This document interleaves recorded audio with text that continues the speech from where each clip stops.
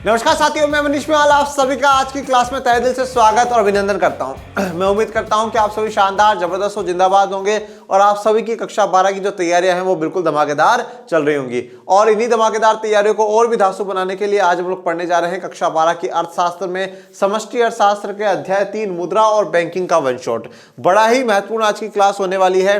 Money and banking ये एक ऐसा चैप्टर है जो लगभग सभी बोर्ड्स में 8 मार्क्स तक का वेटेज रखता है। 8 से 10 मार्क्स का वेटेज रखने वाला ये चैप्टर अगर एक ही लेक्चर में अगर एक ही वीडियो में खत्म हो जाए तो सोचिए ना कितना अच्छा है। तो वही आज अच्छा काम हम लोग करने जा रहे हैं। आज पूरे एक ही लेक्चर में, एक ही शॉट में पूरा चैप्टर है उसको खत्म कर देंगे और वो है हमारा अध्याय 3 मुद्रा और बैंकिंग, कक्षा 12 समष्टि अर्थशास्त्र। ये देखिए बच्चों, ये है आप लोगों के लिए कोर्सेज अर्थशास्त्र कक्षा 12 राजनीति विज्ञान और भूगोल, जिसमें डाउट सॉल्विंग ग्रुप्स हैं, हैंड रिटन नोट्स हैं, क्लासेज और वन शॉट्स के पीडीएफ हैं और ऐसी अनेकों सुविधाएं, ऑब्जेक्टिव टेस्ट हैं। ये सब सुविधाएं पाने के लिए आप इन 2 नंबर पर कॉल करें और टीम को बोले कि सर मैम हमारा कोर्स स्टार्ट कर दीजिए। और ये जो कोर्स स्टार्ट होगा वो होगा आपकी अपनी एप्लीकेशन लर्निंग आर्ट्स की एप्लीकेशन, जिसका लिंक डिस्क्रिप्शन में डलवा रखा है। आप वहां से जाकर के उस पर क्लिक करिएगा, आपकी एप्लीकेशन डाउनलोड कर लीजिएगा और फिर वहां सारी सुविधाएं आपको मिलेंगी। तो चलिए शुरू करते हैं आज के वन शॉट को। हम शुरू कर रहे हैं परिचय मुद्रा और बैंकिंग का, या जिसको हम इंग्लिश में कहते हैं मनी एंड बैंकिंग। अगर यह मैं कहूं कि ऐसा ही मिलता जुलता सा चैप्टर आप लोगों ने कक्षा 10 में भी पढ़ा था। कक्षा 10 की अर्थशास्त्र में भी अध्याय नंबर 3 ही था, जिसका नाम था मुद्रा और साख। और कक्षा 12 में भी आप पढ़ रहे हैं मुद्रा और बैंकिंग या मनी एंड बैंकिंग, और वहां पर आपने पढ़ा था मनी एंड क्रेडिट।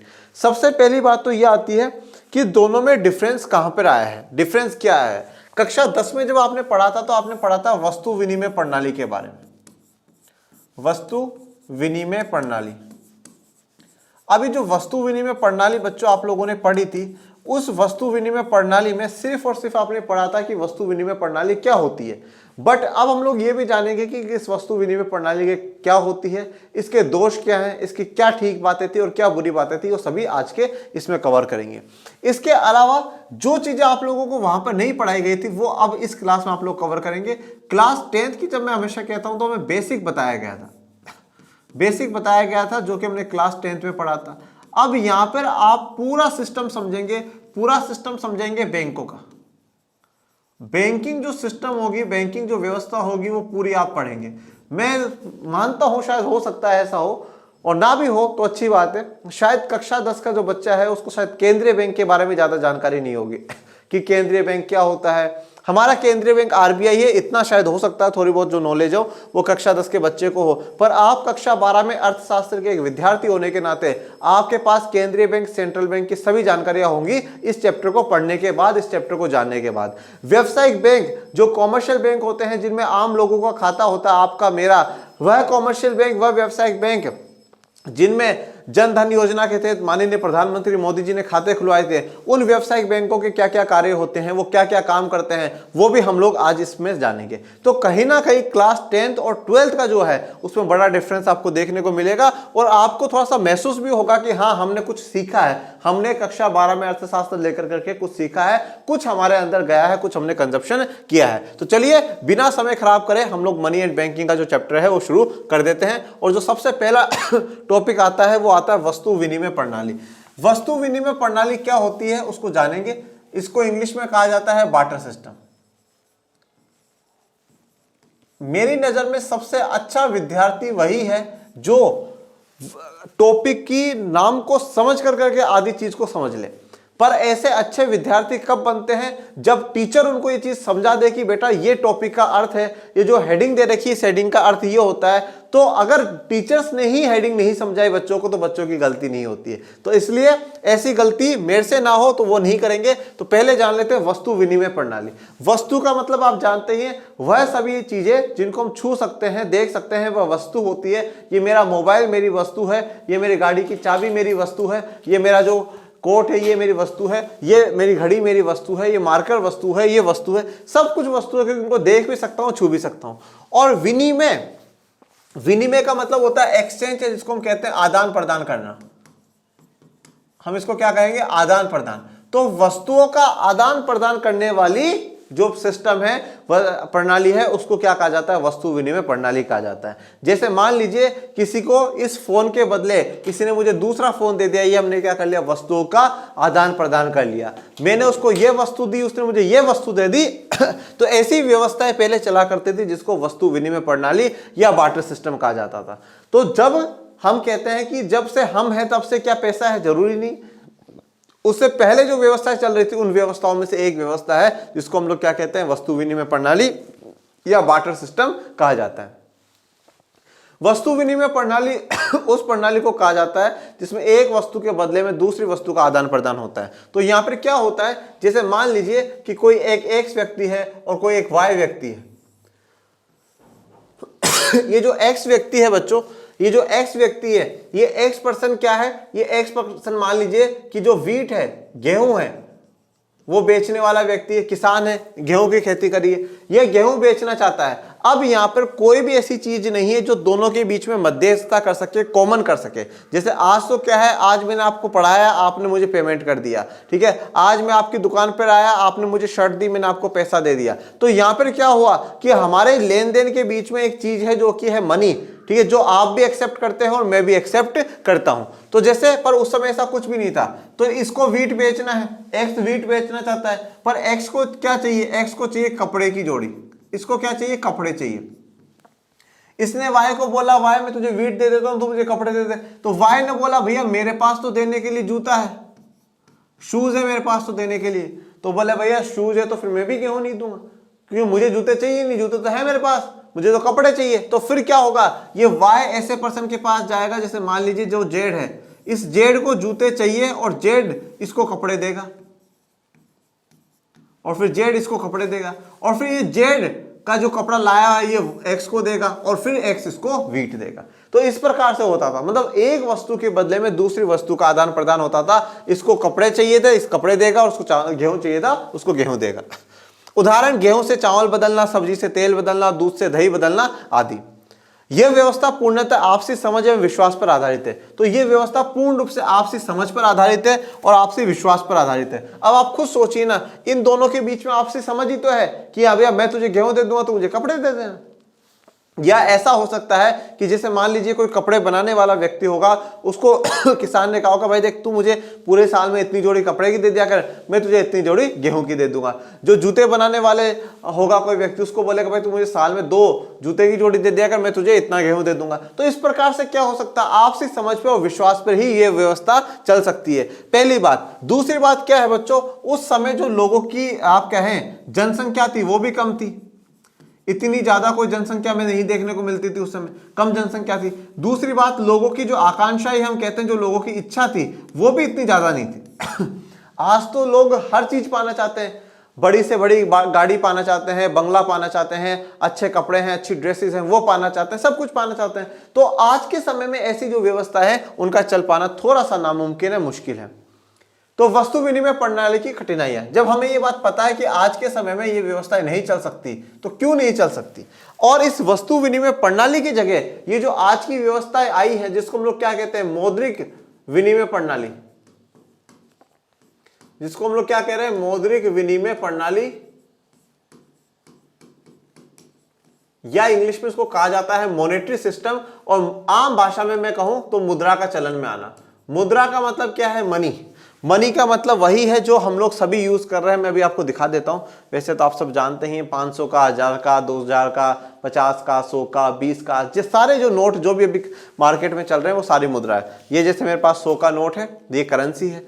मेरे पास 50 का नोट है, ये करेंसी है। ये 200 का नोट है, ये करेंसी है। तो इस प्रकार से अगर हम लोग कह सकते हैं कि ये क्या है, ये मुद्रा है। अब आज मुझे क्या है, मुझे किसी से वस्तु आदान प्रदान करने की आवश्यकता नहीं है। मैं अपना काम करूंगा, सामने वाला व्यक्ति मुझे पेमेंट करेगा, फिर मुझे जो भी वस्तु चाहिए मैं उस वस्तु के बदले में क्या करूंगा, वो वस्तु खरीदूंगा और उसको पेमेंट कर दूंगा। तो इस वस्तु विनिमय प्रणाली की जगह मौद्रिक विनिमय प्रणाली आई, जो ये कहती है कि पहले आप काम करो और वो मुद्रा कमाओ, और फिर जो आपको चाहिए वो मुद्रा सामने वाले को दे दो, वो आपको वो वस्तु दे देगा। तो ऐसी क्या क्या कठिनाइयां, क्या क्या समस्या वस्तु विनिमय प्रणाली में थी, तो आइए एक नजर डालते हैं। देखिए दोहरे संयोग की कठिनाइयां, अभी इन सब पे थोड़ी थोड़ी चर्चा भी कर लेंगे। दोहरे संयोग की कठिनाइयां, वस्तु के मूल्य मापने में कठिनाई, भावी बचत संभव नहीं, अविभाज्य वस्तु के विनिमय में कठिनाई और उधार के लेखे में कठिनाई। तो ये सारी 5 जो है ये समस्याएं थी, कठिनाइयां थी वस्तु विनिमय प्रणाली में। आइए इन पर एक एक करके नजर डालते हैं। सबसे पहले बात करते हैं दोहरे संयोग की कठिनाई। देखिए वन शॉट का बहुत से टीचर्स का ये मानना होता है, वन शॉट का मतलब ये है उनकी नजर में, काफी टीचर्स होते हैं उनकी नजर में यह है कि साहब कम से कम बच्चों को दे दिया जाए, दैट्स द वन शॉट। और मेरा यह मानना है कि जितना दे सके उतना दीजिए, पर कम से कम चैप्टर में से हर चीज कवर होनी चाहिए। हर चीज कवर हो जाए चैप्टर में से, मेरी नजर में वह वन शॉट है। अगर आज मैं वस्तु विनिमय प्रणाली की कठिनाइयां यहां भी छोड़ देता ना तो भी मुझे कोई नुकसान नहीं होता बेटा। यहां भी छोड़ करके मैं यहां भी थोड़ा बहुत एक्सप्लेन कर करके निकल सकता था, बट नहीं, मैं ये चाहता हूं कि आपको नॉलेज मिले तो वो पूरा मिले। ठीक है, हाँ ये मैंने जरूर करा है कि जितना मैंने वस्तु विनिमय प्रणाली में जब लेक्चर्स पढ़ाए उन लेक्चर्स में पूरे एक लेक्चर में मैं वस्तु विनिमय प्रणाली को डिस्कस करा, पर यहां पे मैं शॉर्ट में डिस्कस कर लूंगा। दोहरे संयोग की कठिनाई पे जहां पे 2 स्लाइडें कवर करी थी वहां पे अब आधी स्लाइड पे मैं आपको वो समझाने का प्रयास करूंगा, क्योंकि वन शॉट है। वन शॉट का अर्थ मेरी नजर में जो होता है वो मैं आपको बता देता हूं, मिनिमाइज टाइम, कम से कम समय में मैक्सिमम और इफेक्टिव कंटेंट। इफेक्टिव कंटेंट का मतलब होता है ऐसा कंटेंट जो आपके एग्जाम में आ सकता हो। तो कम से कम समय में ज्यादा से ज्यादा और बेहतर से बेहतर जो कंटेंट दिया जाता है उसका नाम वन शॉट होता है मेरी नजर में। तो आइए दोहरे संयोग की कठिनाई। आवश्यकता के दोहरे संयोग का मतलब है कि एक की जरूरत दूसरे से मेल खा जाए, लेकिन ऐसा कभी संयोग ही होता था कि किसी की जरूरत किसी से मेल खा जाए। तो अब दोहरे संयोग की कठिनाई क्या है? आवश्यकता के दोहरे संयोग का मतलब है कि एक की जरूरत दूसरे से मेल खा जाए। ठीक है, एक की जो जरूरत है वो दूसरे से मेल खा जाए, लेकिन ऐसा कभी संयोग से ही होता था कि किसी की जरूरत किसी से मेल खा जाए। अब इसका अर्थ क्या है देखो, जैसे अभी अपन ने कहा था कि भैया एक्स और वाई, इसकी जरूरत को ये पूरा करे और इसकी जरूरत को ये पूरा करे। ऐसा पॉसिबल है कि हर बार ऐसा होगा? पहली बार में नहीं हुआ। ये इसको गेहूं देने को तैयार है पर इसको कपड़े चाहिए, इसके पास कपड़े है नहीं, फिर इसको पास जेड के पास जाना पड़ा, यहां से कपड़े लेने पड़े, फिर इसको देना पड़ा, फिर देना पड़ा। तो मतलब एक बहुत लंबा प्रोसीजर है। जब मैं जैसे मान लीजिए मैं आपसे मिला, मुझे जो चाहिए वो आप दे रहे हो और जो आपको चाहिए वो मैं बेच रहा हूं, तो वहां पे समझौता होगा, नहीं तो नहीं होगा। तो ही समझौता होगा ना, नहीं तो नहीं होगा। और ऐसा जो हम मेल देख रहे हैं ये बहुत मुश्किलों से ही होता है, हर बार पॉसिबल नहीं हो पाता। वस्तु के मूल्य मापने में कठिनाई। वस्तु का मूल्य मापना कठिन कार्य है। तो वस्तु का जो मूल्य मापना है वो थोड़ा सा क्या होता है, कठिन कार्य है, थोड़ा सा आसान कार्य नहीं है। वस्तु का मूल्य मापने में कैसे कठिनाई है वो देखिए। तो वस्तु दोहरे संयोग की कठिनाई आपको समझ में आ गया। वस्तु के मूल्य मापने में आज तो हम ये कह देते हैं कि बेटा जी ये जैकेट लोगे 400 रुपए की, ये घड़ी लोगे 1000 रुपए की, ये मार्कर लोगे 100 रुपए का, कुछ भी है सर। आज हर चीज की प्राइस है, उसकी मूल्य, उसका वैल्यू हम लोगों ने माप रखा कि साहब इसकी ये वैल्यू है, इसकी ये वैल्यू है। पर उस समय कैसे कि अच्छा ठीक है भैया मैं तुझे एक कपड़े की जोड़ी दूंगा। अब एक कपड़े की जोड़ी के बदले कितना गेहूं देगा ये? 10 किलो, 20 किलो, 40 किलो, 50 किलो, कितना? और ये अगर इसको जूते देकर के आया है तो क्या एक जूते की जोड़ी में एक कपड़े की जोड़ी आएगी या 2 आएगी, या क्या 2 कपड़ों की जोड़ी में एक जूते की जोड़ी आएगी? कैसे आप माप करोगे, कैसे आप उसका मेजरमेंट करोगे? तो वो समस्या भी वहां पर देखने को मिलती थी, जो कि मूल्य में या मुद्रा में नहीं है।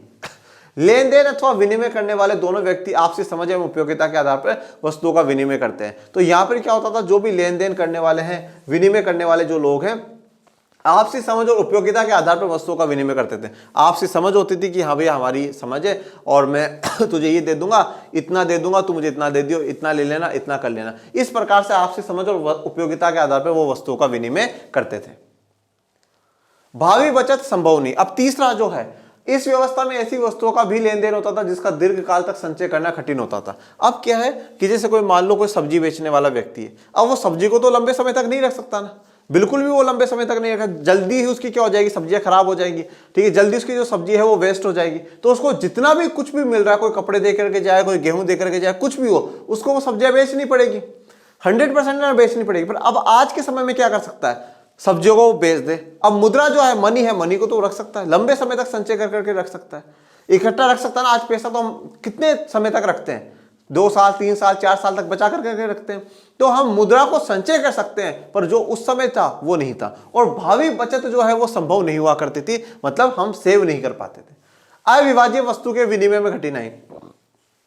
वस्तु विनिमय प्रणाली में प्राय वस्तु विभाजन की समस्या भी उत्पन्न हो जाती थी। अब कुछ ऐसी वस्तुएं जिनका विभाजन नहीं किया जा सकता, अब उनका विभाजन नहीं किया जा सकता, तो किस प्रकार से आप उसकी वैल्यू मेजर करेंगे।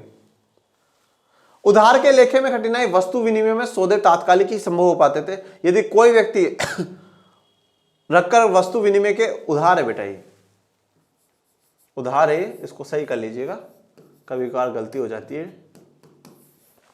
उधार रखकर वस्तु विनिमय के द्वारा प्राप्त करना चाहता था तो उधार रखी गई वस्तु की भावी कीमत कितनी होगी ये पता लगाना अत्यंत कठिन कार्य था। देखिए अब उस समय जैसे मान लीजिए कि मैं कह के जाता हूं, मैं कह रहा हूं कि आप है ना मेरी ये चीज रख लीजिए, अब भविष्य में उसका क्या वैल्यू रहेगा, कैसे। जैसे मैं उदाहरण के तौर पर आपको एक बात बताता हूँ।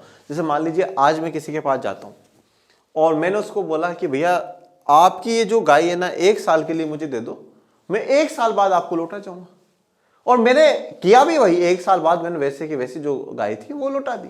पर 1 साल तक जो मैंने गाय का दूध पिया, गाय से जो घी मिला, जो भी पदार्थ मुझे मिले वो खाए, उसका क्या, उसका क्या, उसकी कोई मतलब वैल्यू नहीं लगाएगी कि भाई साहब तूने इतना दूध भी तो लिया है, इसका इतना घी का भी तो प्रयोग करा है, दही भी खाई है, नहीं। पर अब आज के समय में क्या होता है, अगर आज के समय में मैं आपको कोई चीज उधार दे रहा हूं, जैसे मान लीजिए मैंने आपको 1 लाख रुपए ही उधार दिए, तो अब मैं उस पर ब्याज लगा सकता हूँ, एक्स्ट्रा पैसा ले सकता हूँ। आज के समय में मैं अगर आपको कोई वस्तु दे रहा हूं तो मैं बोलूंगा भैया देख इतने ये वस्तु तो ले जा, पर इतना पैसा जो है मैं लूंगा क्योंकि इतने समय तक तो इसको यूज करेगा, इतना तो इसका यूज। आज तो भैया मतलब ऐसा चलता ना कि हाँ भैया तू ये सामान यूज कर ले, इतना चार्ज मुझे दे दियो।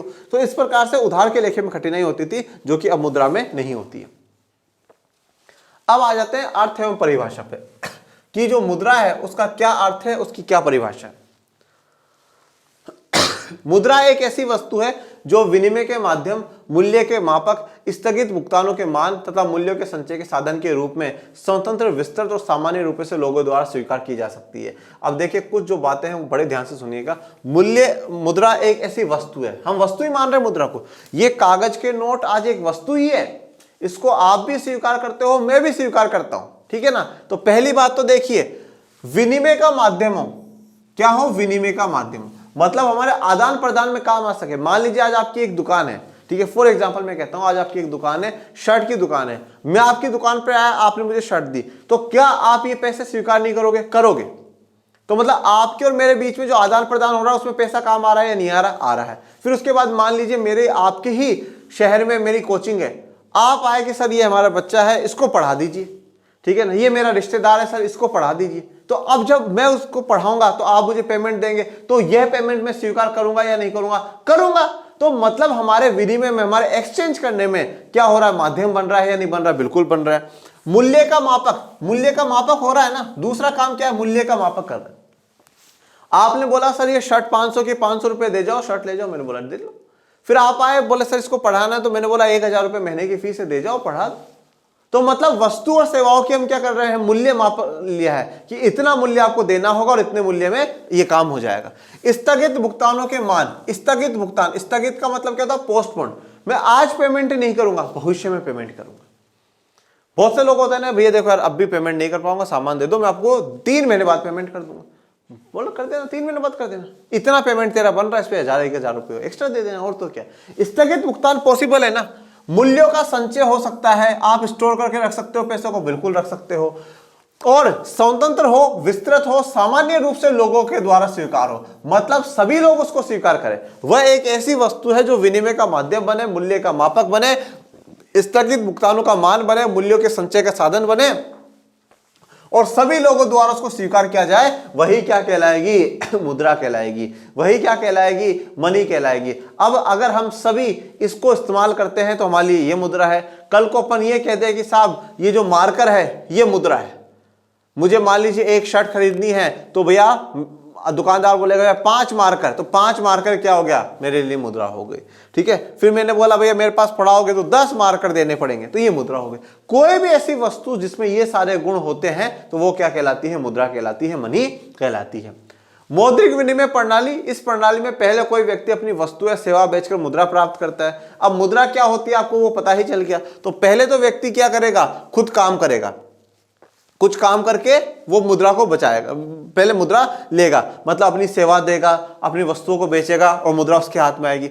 फिर वह उसी मुद्रा से अपनी जरूरत की अन्य वस्तुएं प्राप्त करता है और फिर उसको जो भी वस्तुएं, जिन भी चीजों की आवश्यकता होती है, वही मुद्रा देकर के वो उन चीजों को प्राप्त कर लेता है। क्योंकि इस प्रणाली में मुद्रा विनिमय के माध्यम का कार्य करती है, तो इस प्रणाली में जो मुद्रा है वो विनिमय का माध्यम का कार्य करती है। पहले आप काम धंधा कुछ भी करो, जो कि आप प्राथमिक क्षेत्र, द्वितीय क्षेत्र, तृतीय क्षेत्र, जिसमें भी सभी करते हैं, आप काम धंधा करिए, आप मुद्रा कमाइए, पैसा कमाइए और फिर उस पैसे को जो भी चीजों की आपको आवश्यकता है उन चीजों को खरीदने में, उन आवश्यकताओं को पूरा करने में आप लगा दीजिए, आपको सारी आवश्यकताएं पूरी हो जाएंगी। अब बात करते हैं मुद्रा के कार्य। ठीक है, मुद्रा क्या कार्य करती है, मुद्रा क्या काम करती है? फंक्शंस ऑफ मनी इसको कहा जाता है।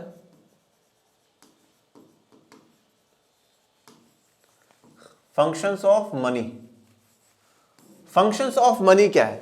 विनिमय का माध्यम। सबसे पहले जो है क्या काम है, देखो अब काम क्या होता है उस चीज को समझिएगा। पहली बात, दो तीन बातें हैं बच्चों। पहली बात तो अगर हम किसी भी चीज का आविष्कार करते हैं तो वो आविष्कार किस आधार पर होता है? जब हमें उसकी आवश्यकता होती है। इसीलिए कहा जाता है कि आवश्यकताएं आविष्कार की जननी होती है। क्या होती है? आवश्यकता ही आविष्कार की जननी होती है। अगर हमें किसी चीज की जरूरत होगी तो हम उस चीज का आविष्कार करेंगे, हम उसका इन्वेंशन करेंगे, नो डाउट उसमें। ओके, तो हमें जैसे ही जरूरत महसूस हुई कि हमें मुद्रा चाहिए, वस्तु विनिमय प्रणाली नहीं काम कर रही है, तो हमने मुद्रा का आविष्कार किया। पहली बात। दूसरी बात, अगर कोई चीज हम लेकर करके आ रहे हैं, वो क्यों लेकर करके आएंगे? क्योंकि पहले वाली जो चीज थी वो सही से काम नहीं कर रही थी। आज मान लीजिए कि आप जो है, आपके घर में रेफ्रिजरेटर है, फ्रिज है, वो फ्रिज पानी को ठंडा नहीं कर रहा है, उसमें कोई सब्जी वब्जी रख रहे हैं, वो भी खराब हो जाती है, कोई फर्क नहीं पड़ रहा, मतलब फ्रिज खराब है। आप दूसरा फ्रिज लेकर के आए। दूसरा फ्रिज क्यों लेकर के आए? जो कमियां उस फ्रिज में थी वो इस वाले फ्रिज में नहीं रहे। आज आपके स्कूल में कोई टीचर है और वो टीचर आपको अच्छा नहीं पढ़ाता, दूसरा टीचर लगाया गया है, तो पहला काम क्या है उस दूसरे टीचर का? कि अच्छा पढ़ाए, क्योंकि पहले वाले को ही इसलिए हटाया गया है कि वो अच्छा नहीं पढ़ाता। तो इसी प्रकार से वस्तु विनिमय प्रणाली को हटाया गया है। क्यों? क्योंकि उसमें कुछ कमियां थी और उन्हीं कमियों को दूर करने के लिए मुद्रा आई है। तो मुद्रा वह सारे कार्य करेंगी जो कि वस्तु विनिमय प्रणाली की कठिनाइयां थी। तो सबसे पहले वस्तु विनिमय प्रणाली की कठिनाई क्या थी? दोहरे संयोग की कठिनाई, दोहरे संयोग का अभाव। अब यहां पे कोई दोहरे संयोग का अभाव नहीं है। विनिमय का माध्यम है, पहले काम करो, पैसा पाओ, फिर जो खरीदना हो वो खरीद लो। विनिमय का माध्यम एक ऐसा महत्वपूर्ण कार्य है जो इसकी प्रमुख पहचान भी है। समस्त प्रकार के लेन देन मुद्रा के माध्यम से ही संपन्न होते हैं, क्योंकि मुद्रा में सर्वग्राहकता का गुण विद्यमान होता है। तो ये एक ऐसा है जो इसकी प्रमुख पहचान है। मुद्रा का जो मेन फंक्शन है, जो सबसे इंपॉर्टेंट काम है, वो विनिमय का माध्यम ही है। अगर विनिमय का माध्यम नहीं है तो फिर ये मुद्रा किसी भी काम की हमारे नहीं है। लेन देन मुद्रा के माध्यम से संपन्न होते हैं। क्यों होते हैं? क्योंकि मुद्रा में सर्वग्राहकता होती है, सब उसको ग्रहण कर सकते हैं, सब उसको एक्सेप्ट करते हैं। जैसे अपन ने देखा था कि वे सब उसको स्वीकार करेंगे। बड़ी अर्थव्यवस्था में वस्तु विनिमय अत्यंत कठिन कार्य है क्योंकि उच्च कीमतों के कारण व्यक्तियों को अपने आधिक्य के विनिमय के लिए योग्य व्यक्तियों की तलाश करनी होती है। अब देखो, कोई बड़ी अर्थव्यवस्था होगी, ज्यादा लोग होंगे, खूब उत्पादन होगा, तो ऐसी स्थिति में ठीक है, वस्तु विनिमय एक अत्यंत कठिन कार्य हो जाएगा, एक बड़ा मुश्किल काम हो जाएगा। क्यों हो जाएगा? क्योंकि अगर अब आपको कोई सामान बेचना है तो इतने भारी संख्या में आपको लोगों में से ढूंढना पड़ेगा। सब मैं गेहूं बेचना चाहता हूँ, कपड़े चाहिए, तो गेहूं खरीद ले, कपड़े ले ले। पहले तो सब पूछेंगे भैया कपड़े हैं मेरे लायक? बोले हाँ है। तो बोले गेहूं चाहिए आपको? बोले गेहूं नहीं चाहिए। फिर दूसरे बार जाऊंगा, कपड़े? बोले हाँ है। बोले गेहूं चाहिए? बोले हाँ गेहूं भी चाहिए। बोले ठीक है, तेरा और मेरा सौदा होगा। तो इतने बड़े कैसे ढूंढ पाएंगे? पहले लोग कम थे। और दूसरा मैंने क्या कहा कि जैसे एक गांव में कोई रह रहा है, तो किसान ने बोला भाई सबके घर में अनाज पहुंचाने की जिम्मेदारी मेरी, पर जो कपड़े बनाने वाले हैं वो मेरे घर में कपड़े पहुंचा दे, जूते बनाने वाले मेरे घर में जूते पहुंचा दे, मेरे घर में ये काम वाला है ये और चीज, मतलब ऐसा हो जाता था। लोग पहले क्या थे? लिमिटेड थे और उनकी इच्छाएं, उनकी आवश्यकताएं लिमिटेड थी। बट अब ऐसा थोड़ी है, अब तो बहुत आवश्यकता है हमारी। बाजार में सह-व्यवहार प्रयोजन हेतु मुद्रा एक उपयुक्त माध्यम है। तो सह-व्यवहार प्रयोजन हेतु मतलब ट्रांजैक्शन करने के लिए, लेन देन करने के लिए मुद्रा आज सबसे एक उपयुक्त और सबसे अच्छा माध्यम मानी जाती है। दूसरा है मूल्य का मापक। देखिए, अगर आप मुद्रा के कार्यों को देखेंगे तो मुद्रा के कार्यों को इस प्रकार से बांटा गया है: प्राथमिक कार्य, द्वितीयक कार्य, आकस्मिक कार्य और अन्य कार्य। प्राथमिक कार्यों का मतलब है जो सबसे पहले सबसे जरूरी काम है वो तो करने ही, अगर वो नहीं कर सको तो फालतू बात है, आप जाओ, आपकी आवश्यकता नहीं। प्राथमिक कार्य में दो ही है बच्चों, वस्तु विनिमय का माध्यम, विनिमय का माध्यम और दूसरा मूल्य का मापक। ये दो काम सबसे प्रथम है, सबसे पहले है, ये तो आपको करने ही करने। उसके बाद द्वितीय कार्य करते हो तो बहुत ही अच्छी बात है, फिर आकस्मिक कार्य करते हो तो और भी अच्छी बात है, और फिर अन्य कार्य करते हो तो सबसे पहले नहीं गुड हो जाएगा। मूल्य का मापक, मुद्रा के माध्यम से वस्तु का मूल्य निर्धारण संभव होता है। वस्तु और सेवाओं के मूल्य मुद्रा के रूप में मापने से उनका विनिमय आसान हो जाता है। तो मूल्य का मापक, मुद्रा के माध्यम से ही वस्तु का मूल्य निर्धारण संभव होता है। तो मतलब मुद्रा के माध्यम से क्या होगा, वस्तु का मूल्य निर्धारण कर सकते हो, ठीक है, उसकी वैल्यू डिसाइड कर सकते हो। और वस्तु और सेवाओं के मूल्य मुद्रा के रूप में मापने से उनका विनिमय आसान हो जाता है। तो अगर आप उनको मुद्रा मूल्य में माप लोगे तो उसका जो विनिमय है वो आसान हो जाएगा। आज हमारे लिए आसान हो गया ना कि साहब ये जैकेट कितने की, मैंने बोला 500 की, 500 रुपए दिए जैकेट ली। ये घड़ी कितने की, बोला 500 की, 500 रुपए दिए घड़ी ले ली। ये मोबाइल कितने का, बोला 20,000 का, 20,000 रुपए दिए मोबाइल ले ले। तो अगर सब चीजों की वैल्यू डिसाइड कर लिए तो हम आसानी से वो वैल्यू पे करेंगे और वो सामान ले लेंगे, कोई दिक्कत वाली बात नहीं आएगी। राष्ट्रीय आय की गणना भी सरल हो जाती है, राष्ट्रीय आय की गणना आसान हो जाएगी।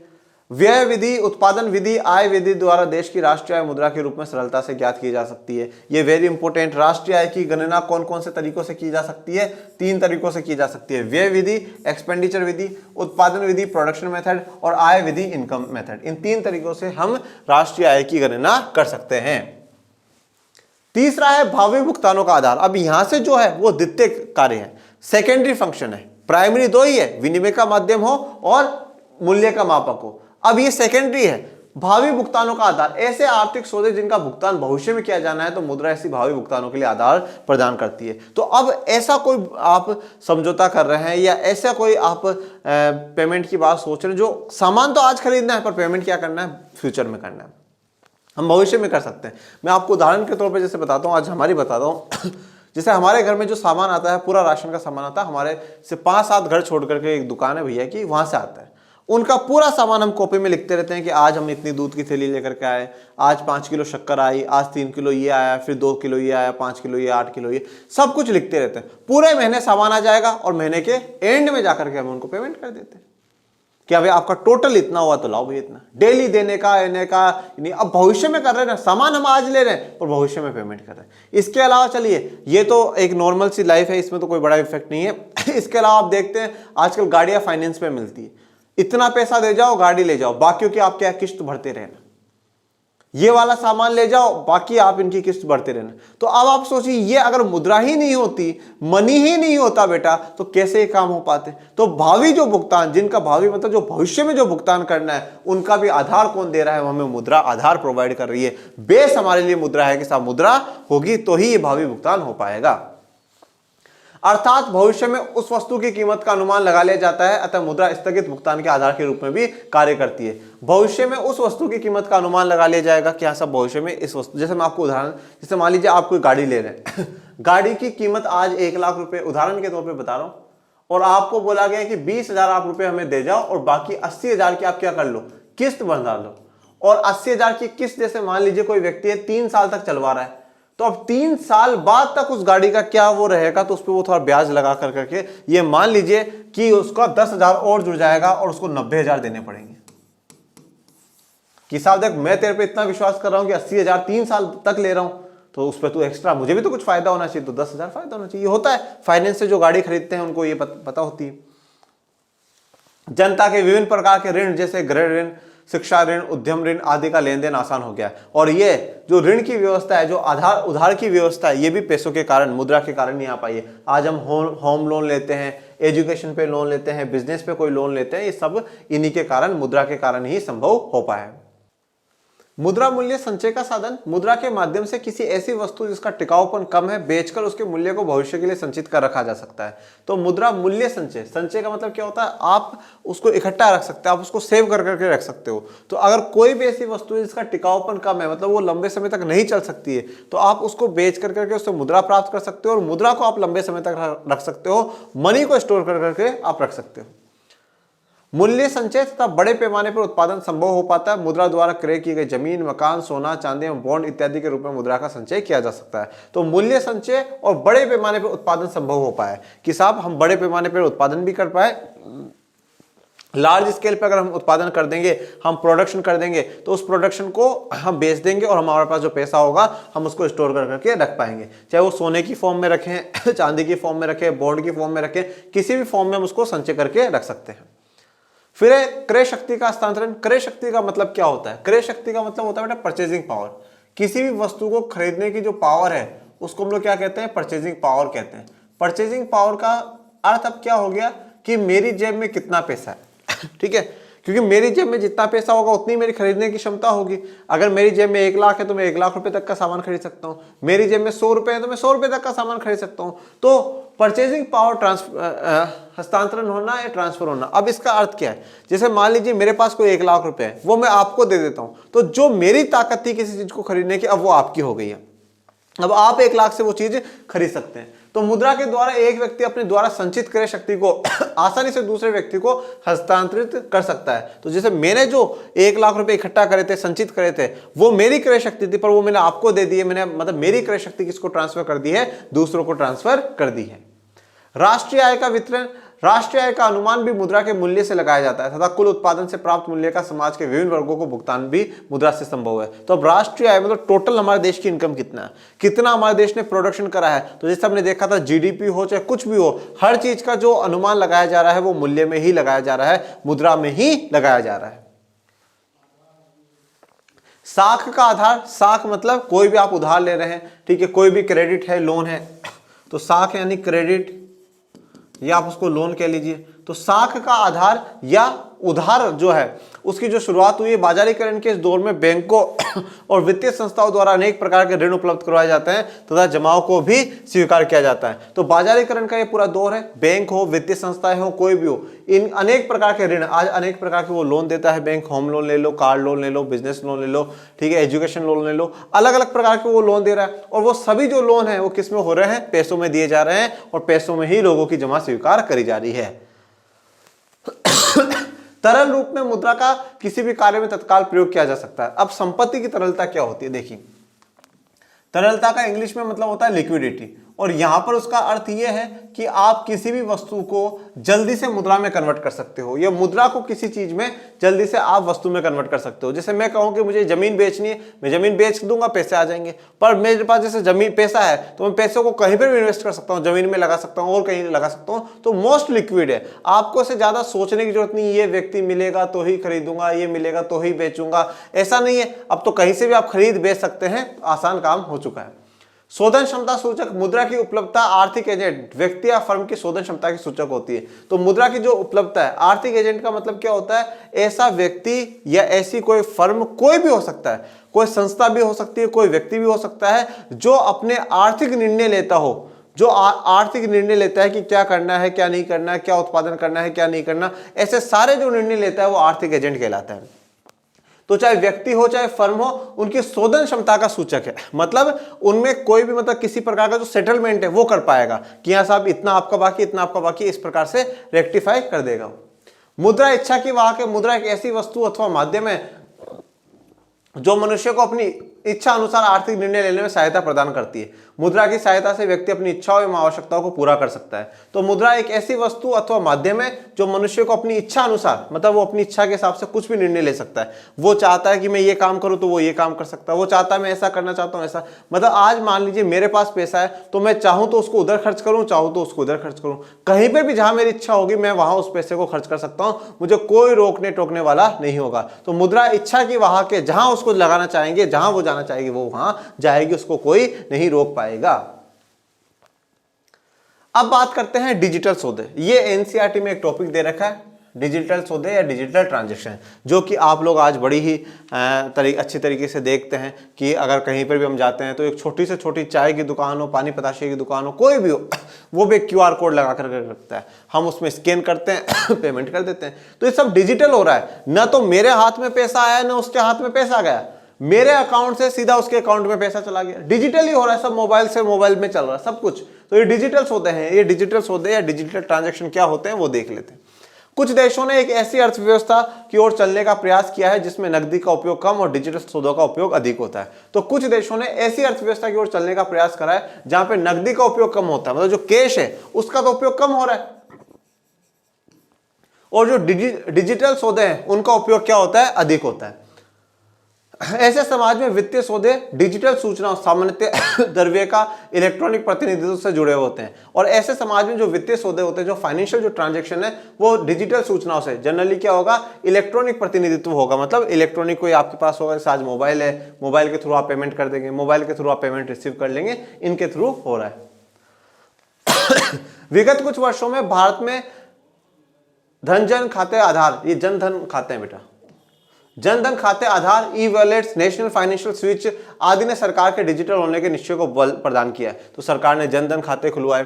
अब उसके थ्रू क्या है, आधे से ज्यादा जो पब्लिक है जिनके खाते नहीं हुआ करते थे, अब उनके खाते हैं। मोबाइल जो है ऑलमोस्ट ज्यादातर पब्लिक है ही, सबके पास मोबाइल है। जियो की सिम आई तो सबने मोबाइल खरीद करके बढ़िया जियो का नेट चलाया। तो कहीं ना क्या हुआ कि जो डिजिटल क्रांति थी ये संभव हो पाई है। मोबाइल एवं स्मार्टफोन के पूरे भारत में फैल जाने के कारण आज वित्तीय समायोजन को एक वास्तविक स्वप्न की भांति देखा जा सकता है। तो अब मोबाइल और स्मार्टफोन पूरे भारत में फैले हुए हैं। पहले तो क्या था, बच्चों के पास नहीं हुआ करते थे। अब तो क्या है, कोरोना ने वो भी इच्छा पूरी कर दी। अब तो 10th का बच्चा हो, 12th का बच्चा हो, उनके पास पहले स्मार्टफोन है। ठीक है, सबसे अच्छी क्वालिटी के स्मार्टफोन माँ बाप ने दिला रखे हैं कि नहीं साहब, मेरा बेटा मेरी बेटी पढ़ाई करेंगे। और अगर सच में आप पढ़ाई करने के लिए प्रयोग कर रहे हैं तो बहुत अच्छी बात है। फिर आ जाते हैं मुद्रा का महत्व, कि ये जो मुद्रा है इसका इंपोर्टेंस क्या है।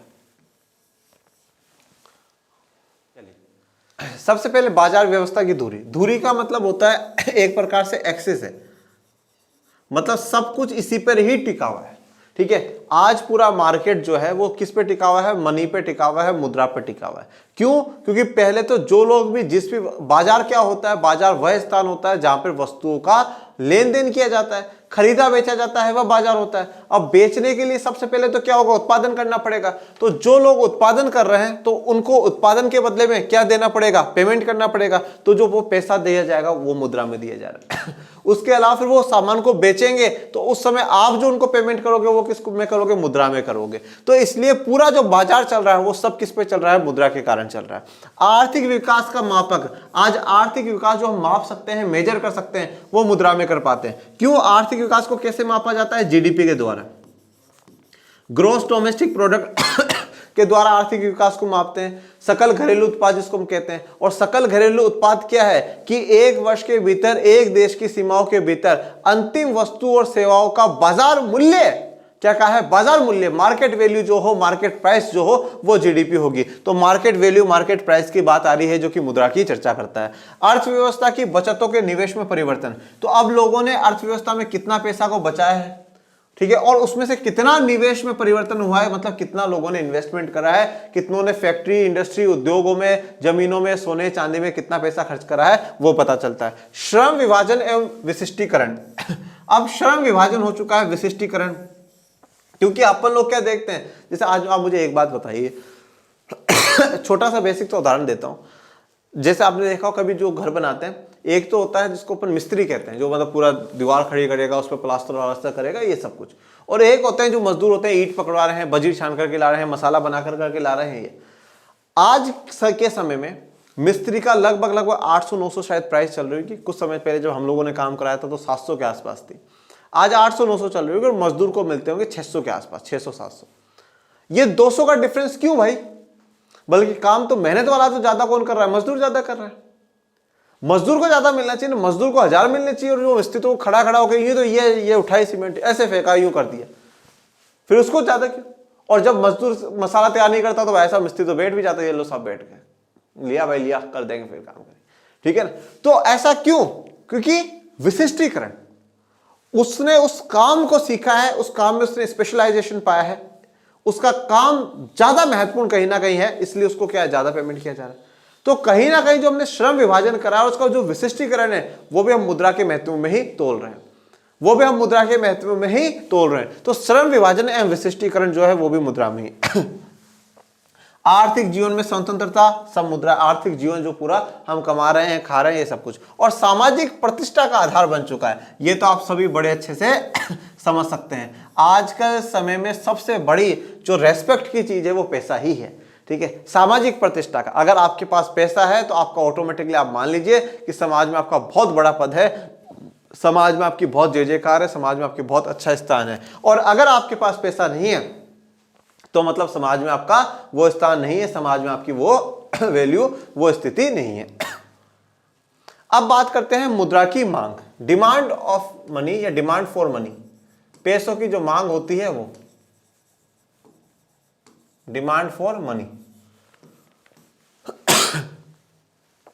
मुद्रा की मांग हमें ये बताती है कि लोग कुछ द्रव्य क्यों चाहते हैं। जो हम ये पढ़ते हैं कि मुद्रा की मांग, तो हमें ये क्या बता रही है कि लोग कुछ द्रव्य का मतलब यहाँ पर मुद्रा ही मान लीजिए, जो मनी है, वो क्यों चाहते हैं, उनको पैसों की जरूरत क्यों पड़ती है, किन कामों के लिए उनको पैसों की जरूरत पड़ती है। क्योंकि मुद्रा सौदों के संचालन के लिए आवश्यक है। सौदों के मूल्य ये तय करेंगे कि लोग कितना द्रव्य रखना चाहेंगे। जितने अधिक सौदे किए जाएंगे उतनी ही अधिक द्रव्य की मांग होगी, क्योंकि सौदों की मात्रा आय पर आधारित होती है और ये स्पष्ट है कि आय में वृद्धि होगी। देखिए, तो लोगों को सौदे के संचालन के लिए आवश्यक होता है, सौदा करने के लिए, ट्रांजैक्शन करने के लिए, ठीक है, सामान को खरीदने बेचने के लिए उनको क्या करता है, मुद्रा की या पैसों की जरूरत होती है। लोग जितने ज्यादा सौदा करेंगे उतना ही उनको द्रव्य की आवश्यकता होगी, मतलब जितना ज्यादा उनको ट्रांजैक्शन करने उतने ही पैसे रखेंगे। जैसे मान लीजिए आज मैं मार्केट में बैठा हूं, मेरी दुकान है, अगर मुझे जितना ट्रांजैक्शन करना होता है मैं मेरे पास गुल्लुक रखूंगा ना, क्या साहब आज मेरे पास इतना माल आएगा, हाँ तो भाई साहब कितने का, 50,000 का माल, तो 50,000 रुपए की मुझे आवश्यकता होगी, ठीक है। मुझे पता है कि हाँ भैया 20,000 का वहां से भी आ रहा है, तो 70,000 की आवश्यकता होगी। तो इस प्रकार से जितना मैं ट्रांजैक्शन करूंगा, जितना मैं लेन देन करूंगा, उतनी ही मुझे पैसों की आवश्यकता होगी। जितने अधिक सौदे किए जाएंगे उतनी ही अधिक द्रव्य की मांग होगी। तो जितने ज्यादा सौदे उतनी ही ज्यादा मुद्रा की मांग होगी। और सौदों की मात्रा आय पर आधारित होती है। यह स्पष्ट है कि आय में वृद्धि होगी। तो अब देखिए, सौदों की मात्रा आय पर आधारित होती है। अगर आपके पास इनकम है तभी तो आप वो ट्रांजेक्शन कर रहे हैं, और आप ज्यादा से ज्यादा ट्रांजेक्शन कर रहे हैं, इसका मतलब आपकी इनकम बढ़ रही है, इनकम में वृद्धि होगी, इनकम में बढ़ोतरी होगी ही होगी। जैसे भी जब लोग अपनी बचतों को द्रव्य के रूप में रखने के बजाय बैंकों में रखते हैं जिस पर उन्हें ब्याज प्राप्त होता है, लोग कितना रुपया अपने पास रखेंगे ब्याज की दर पर भी निर्भर करेगा। और जब लोग अपनी बचतों को द्रव्य के रूप में रखने के बजाय बैंकों में रखते हैं, मतलब लोग अपने पास पैसा रखने की बजाय बैंकों में रखते हैं, तो ये बैंकों की ब्याज दर पर भी निर्भर होगा कि लोग अपने पास कितना पैसा रखेंगे। जैसे मान लीजिए कि अगर बैंक जो है, बैंक की जो ब्याज दर है वो ज्यादा है, मतलब बैंक आपको बैंक में पैसा जमा कराने पर ज्यादा ब्याज दे रहा है, तो क्या होगा, आप अपने पास जो द्रव्य रखोगे वो कम रखोगे, बैंकों में जमा कराओगे। और अगर बैंक ब्याज दर कम देता है तो आप अपने पास ज्यादा रखोगे। तो द्रव्य मतलब जो आप अपने पास घर में पैसा बचा करके रख रहे हो उस पर निर्भर करता है बच्चों। तो अगर बैंकों की ब्याज दर ज्यादा है तो खुद के पास कम रखोगे, और बैंकों की ब्याज दर कम है तो खुद के पास ज्यादा रखा जाएगा। विशिष्ट रूप से जब ब्याज की दरें बढ़ती है तो लोग अपने पास द्रव्य रखने में दिलचस्पी कम रखते हैं। तो यही बात मैंने बोली, ब्याज की दरें बढ़ेंगी तो लोग अपने पास कम रखेंगे, क्योंकि द्रव्य को रोक कर रखने का अर्थ होता है ब्याज वाली जमाओं का कम होना, इस प्रकार कम ब्याज की प्राप्ति। और अगर खुद के पास रखोगे तो ज्यादा ब्याज जो मिल रहा था, जो ज्यादा एक्स्ट्रा पैसा मिल रहा था, वो आपको नहीं मिलेगा, क्योंकि आपने पैसे को घर में ही रख रखा है। इसलिए ऊंची ब्याज दरों पर मुद्रा की मांग गिर जाती है। तो अगर ज्यादा ब्याज की दरें होंगी तो जो मुद्रा की मांग है वो क्या हो जाएगी, कम हो जाएगी, मुद्रा की मांग गिर जाएगी। फिर बात करते हैं मुद्रा की पूर्ति। ठीक है, मुद्रा की पूर्ति या सप्लाई ऑफ मनी, या जिसे मनी सप्लाई भी कहा जाएगा। मनी सप्लाई का लास्ट में भी जाकर के हम एक टॉपिक पढ़ेंगे इसी चैप्टर में आज, जिसको हम लोग M1, M2, M3, M4 में देखेंगे। आधुनिक अर्थव्यवस्था में मुद्रा के अंतर्गत नकदी एवं बैंक जमाएं आती है। तो आज की जो आधुनिक अर्थव्यवस्था है उसमें मुद्रा के अंतर्गत क्या, नकदी जो कैश है वो भी आएगा, और बैंक में जो पैसा जमा है वो भी आएगा, दोनों आएंगे। किस प्रकार की बैंक जमाओं को सम्मिलित किया जाता है, इस आधार पर मुद्रा के अनेक माप है। तो किस प्रकार की बैंक जमाओं को सम्मिलित किया जाए, इस आधार पर मुद्रा के अनेक माप है, जो कि मैंने अभी जैसे आपको यहाँ पे बताया, M1, M2, M3, M4। M1 में और कुछ काउंट किया जाएगा, M2 में फिर और कुछ काउंट किया जाएगा, M3 में फिर और कुछ काउंट किया जाएगा, M4 में फिर और कुछ। ये लास्ट में मैं पूरी टेबल आपको बनवा करके जाऊंगा। एक व्यवस्था में ये दो प्रकार के संस्थाओं द्वारा निर्मित किए जाते हैं, अर्थव्यवस्था की केंद्रीय बैंक और व्यावसायिक बैंक व्यवस्था। तो एक व्यवस्था में दो प्रकार की संस्थाएं इनको निर्मित करती है, एक होती है केंद्रीय बैंक और एक होता है व्यावसायिक बैंक। ठीक है, व्यावसायिक बैंकिंग और केंद्रीय बैंक। ठीक है, इन दोनों के बारे में अपन जानेंगे। अब यहां पर शब्द आया है बैंक, केंद्रीय बैंक और व्यावसायिक बैंक। तो सबसे पहले तो हमें बैंक की परिभाषा पता होना चाहिए कि बैंक होता क्या है। बैंक एक ऐसी संस्था है जो अपने ग्राहकों को धन संबंधी समस्त लेन देन की सुविधा प्रदान करती है। तो बैंक एक ऐसी संस्था है जो अपने ग्राहकों को, ठीक है, जो अपने कस्टमर है उनको धन संबंधी, ठीक है, पैसों से जुड़ी हुई सभी जो लेन देन की सुविधा है वो प्रदान करेगी, वो देने का काम करेगी। मतलब अगर आपके पास एक्स्ट्रा पैसा है तो आप बैंकों में जमा कराओगे, और आपको पैसों की जरूरत है तो बैंक आपको लोन देने का काम करेगा। तो बैंक एक ऐसी संस्था हो जाएगी जो अपने ग्राहकों की धन संबंधी, धन से जुड़ी हुई लेन देन की जो भी व्यवस्थाएं होंगी उनको पूरा करेगा, वो सुविधाएं प्रदान करेगा। जैसे उदाहरण के तौर पर मैं आपको बताता हूं, जैसे मान लीजिए ये बैंक है। अब जैसे आप लोगों ने पढ़ा है कि जॉन मिनार्ड किन्स जो कि एक अर्थशास्त्री थे, उन्होंने कहा था कि y = C+S। अब या तो लोग, y मतलब इनकम, या तो लोग अपनी इनकम का उपभोग कर लेंगे, मतलब पैसे को खर्च कर देंगे, और जो बाकी रहेगा वो बच जाएगा, पैसा उसको बचा लिया जाएगा। तो अब जिन लोगों के पास पैसा ज्यादा है, बचा हुआ है, तो उनसे बैंक क्या बोलेगा, हमारे पास ला करके तुम जमा करा दो। तो जिनके पास सरप्लस है, जिनका एक्स्ट्रा पैसा है, वो बैंकों में ला करके जमा कराएंगे, और बैंक इसके बदले में उनको क्या देगा, ब्याज देगा, एक्स्ट्रा पैसा देगा थोड़ा सा। चलो ठीक है, इनका काम हो गया। अब बैंक के पास जो ये इतना लोग पैसा ला करके जमा करा रहे हैं, या क्या करेंगे। अब बहुत से लोग ऐसे भी होंगे व्यवस्था में जिनको पैसों की आवश्यकता होगी, ठीक है। तो अब पैसों की जब आवश्यकता होगी तो बैंक उनको बोलेगा हमसे ले लो, जिसे अपन लोन कहते हैं, ठीक है। कोई उद्योगपति लोन लेगा, कोई घर के बनाने के लिए लोन लेगा, कोई बच्चों की शादी करने के लिए, पढ़ाई के लिए, अलग अलग चीजों के लिए लोन लेते हैं। तो बैंक उनको लोन देगा। तो फिर बैंक इनको लोन देगा तो ये बोलेंगे भैया तुम हमें एक्स्ट्रा पैसा दो, हमें क्या दो, ब्याज दो। ये इनको पैसा दे रहा है, ये इनसे ब्याज ले रहा है, और इन दोनों में ये वाला ब्याज ज्यादा होगा, ये वाला ब्याज कम होगा, और ये जो अंतर आता है ना, इसी को बैंक का लाभ कहा जाता है। क्या कहा जाता है, बैंक का लाभ कहा जाता है। तो बैंक क्या कर रहा है, पैसा जिनके पास एक्स्ट्रा है उनसे ले रहा है, और जिनके पास कम है उनको देने का काम कर रहा है।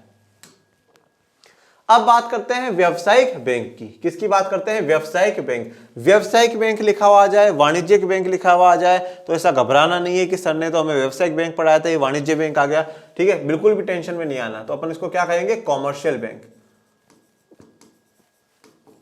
कौन से बैंक कहेंगे, कॉमर्शियल बैंक। ये जनता से जमा स्वीकार करते हैं, और इस रकम का कुछ भाग उन लोगों को देते हैं जो उधार लेना चाहते हैं। ये जनता से जमा स्वीकार करेंगे, मतलब मैंने आपको बताया ना लास्ट स्लाइड पे, जिनके पास एक्स्ट्रा पैसे होंगे तो उनसे तो जमा ले लेंगे, जो डिपॉजिट्स हैं, लाओ तुम अपना पैसा जो हमें दे दो, हम जमा कर लेते हैं। और इस रकम का कुछ भाग उन लोगों को देते हैं जो उधार लेना चाहते हैं। कुछ भाग अपने पास रखते हैं, बाकी उधार देने वालों को दे देते हैं। और जो कुछ भाग उधार रखते हैं, जो कुछ भाग अपने पास रखते हैं, उसको अपन क्या कहते हैं, LRR कहते हैं, लीगल रिजर्व रेशियो। अब लीगल रिजर्व रेशियो में क्या क्या आता है, CRR प्लस SLR। CRR क्या होता है, कैश रिजर्व रेशियो होता है, कुछ ऐसा अमाउंट जो कि आपको केंद्रीय बैंक के पास रखना होता है, सेंट्रल बैंक के पास, हर बैंक को रखना होता है। और SLR वो होता है कि जितनी भी डिपॉजिट आपके पास है उसका कुछ अमाउंट आपको खुद के पास रखना होगा। तो टोटल जो डिपॉजिट हुई है उसका कुछ अमाउंट सेंट्रल बैंक के पास और कुछ अमाउंट खुद के पास रखना होता है, उसको SLR, और जो सेंट्रल बैंक के पास है वो CRR। दोनों को मिलाकर के अपन कहेंगे LRR। याद कैसे करोगे, C for central bank, C for CRR, S for self खुद के पास, और S फॉर SLR। तो इस प्रकार से आप याद करेंगे। तो एक कुछ अमाउंट खुद के पास रखता है जो कि वो बाकी दे देता है लोन में। दिए जाने वाली ब्याज दर उधार देने वालों से वसूली जाने वाली ब्याज से कम होती है। तो जो दिए जाने वाली ब्याज दर है उधार लेने वालों से वसूली जाने वाली ब्याज दर से कम होती है। तो एक तरफ तो क्या हो रहा है, बैंक जिनको उधार दे रहा है उनसे ब्याज दर ले रहा है, और एक जिनसे पैसा लिया है बैंक ने उनको ब्याज दर दे रहा है। तो हमेशा ये ब्याज दर ये वाली कम होगी। मतलब मान लीजिए मैं बैंक हूं, मेरे पास कोई पैसा जमा कराने आया, 1 लाख रुपए जमा कराना है। उस 1 लाख पे मान लो मैं उसको 20 रुपए दे रहा हूं, क्या भाई 1 लाख रुपए में तुझे पूरे साल पे 20 रुपए, और मैंने फिर यही 1 लाख रुपए किसी को उधार दिए, तो जिसको उधार दे रहा हूं उससे मैं 30 रुपए लूंगा। मतलब जो बैंक में पैसा जमा करा रहा है उस पर जो बैंक ब्याज दर देगा वो कम होगी एज कंपेरिजन टू किसके, जो कि उसके जिससे वो उधार देकर के पैसा ब्याज लेगा उसकी तुलना में। तो ये जो अंतर आ रहा है, मैंने 20 उसको दिया और इससे 30 लिया, ये जो 10 रुपए का डिफरेंस है यही बैंक का लाभ कहलाता है, ये बैंक का स्प्रेड कहलाता है। इन दो प्रकार की ब्याज दरों को अंतर क्या कहलाता है, स्प्रेड कहलाता है, जिसको बैंक का लाभ कहा जाता है।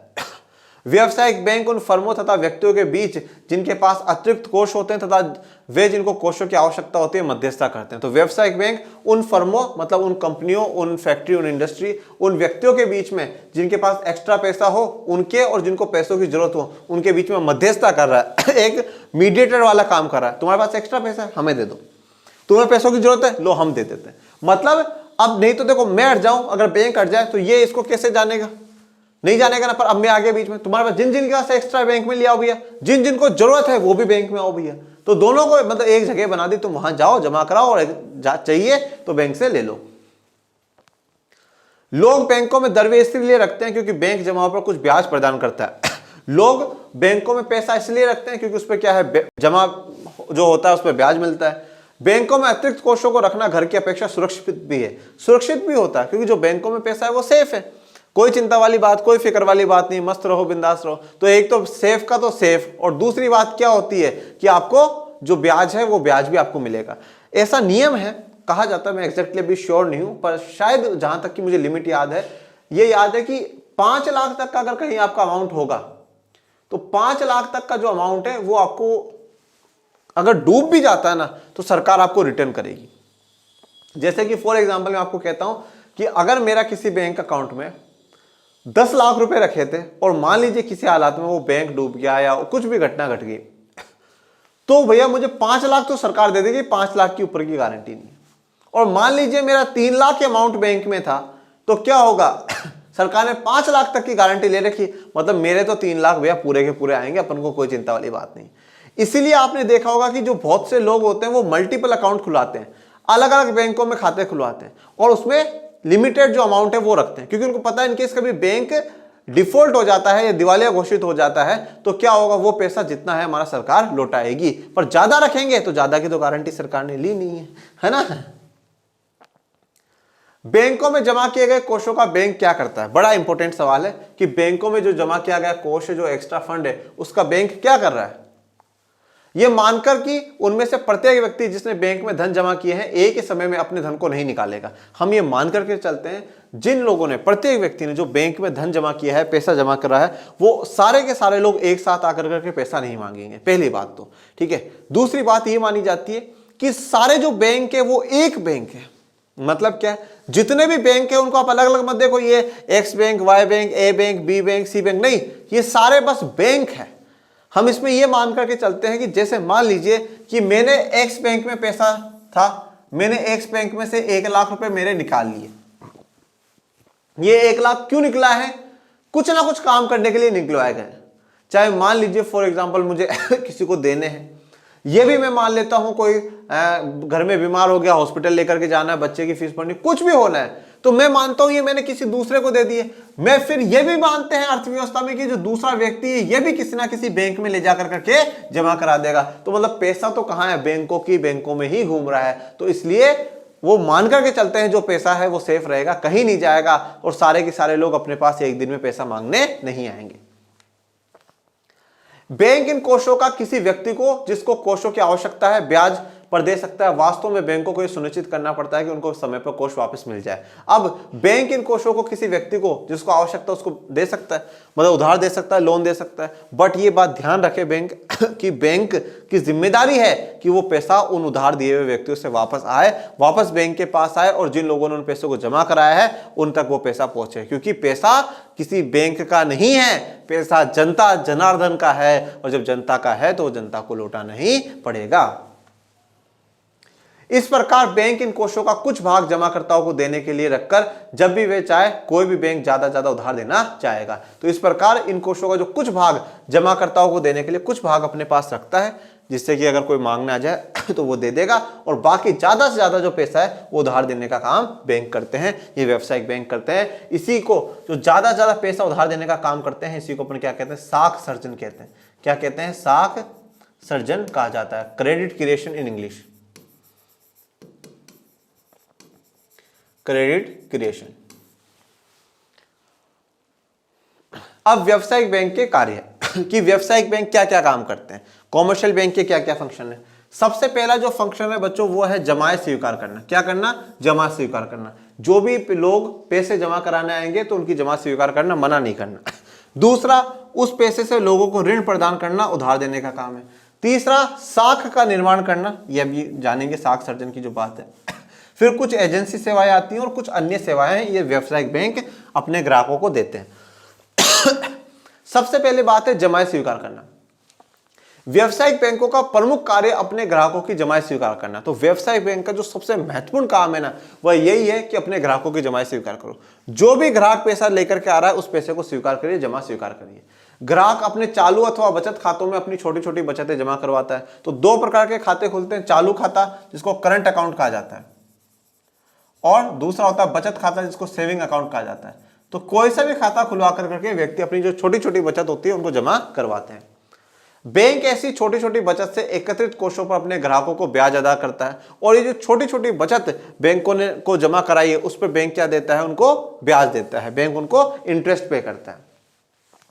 व्यवसायिक बैंक प्राय 4 प्रकार से जमा राशि स्वीकार करते हैं। तो अब 4 प्रकार से जमा राशि स्वीकार करते हैं, स्थायी जमा, चालू जमा, संचयी जमा, आवर्ती जमा। देखिए, अगर आपको इन चारों को डिटेल में जानना है तो इन चारों पे डिटेल में अगर आपको पढ़ना है तो आप व्यवसायिक बैंक के कार्य जो है उसके नाम से मेरा पूरा लेक्चर है, उम्मीद भी करता हूं आपने देखा भी होगा। और मैं इसका लिंक जो है पूरे जो जितने भी लेक्चर्स हैं मेरे चैप्टर के, उस सारे का मैं आपको डिस्क्रिप्शन डलवा दूंगा, डिस्क्रिप्शन में लिंक डलवा दूंगा, देख लीजिएगा। पर मैं एक बेसिक आपको बता देता हूं। स्थायी जमा और आवर्ती जमा सुनिए पहले तो। इसको बोला जाता है बेटा फिक्स्ड डिपॉजिट,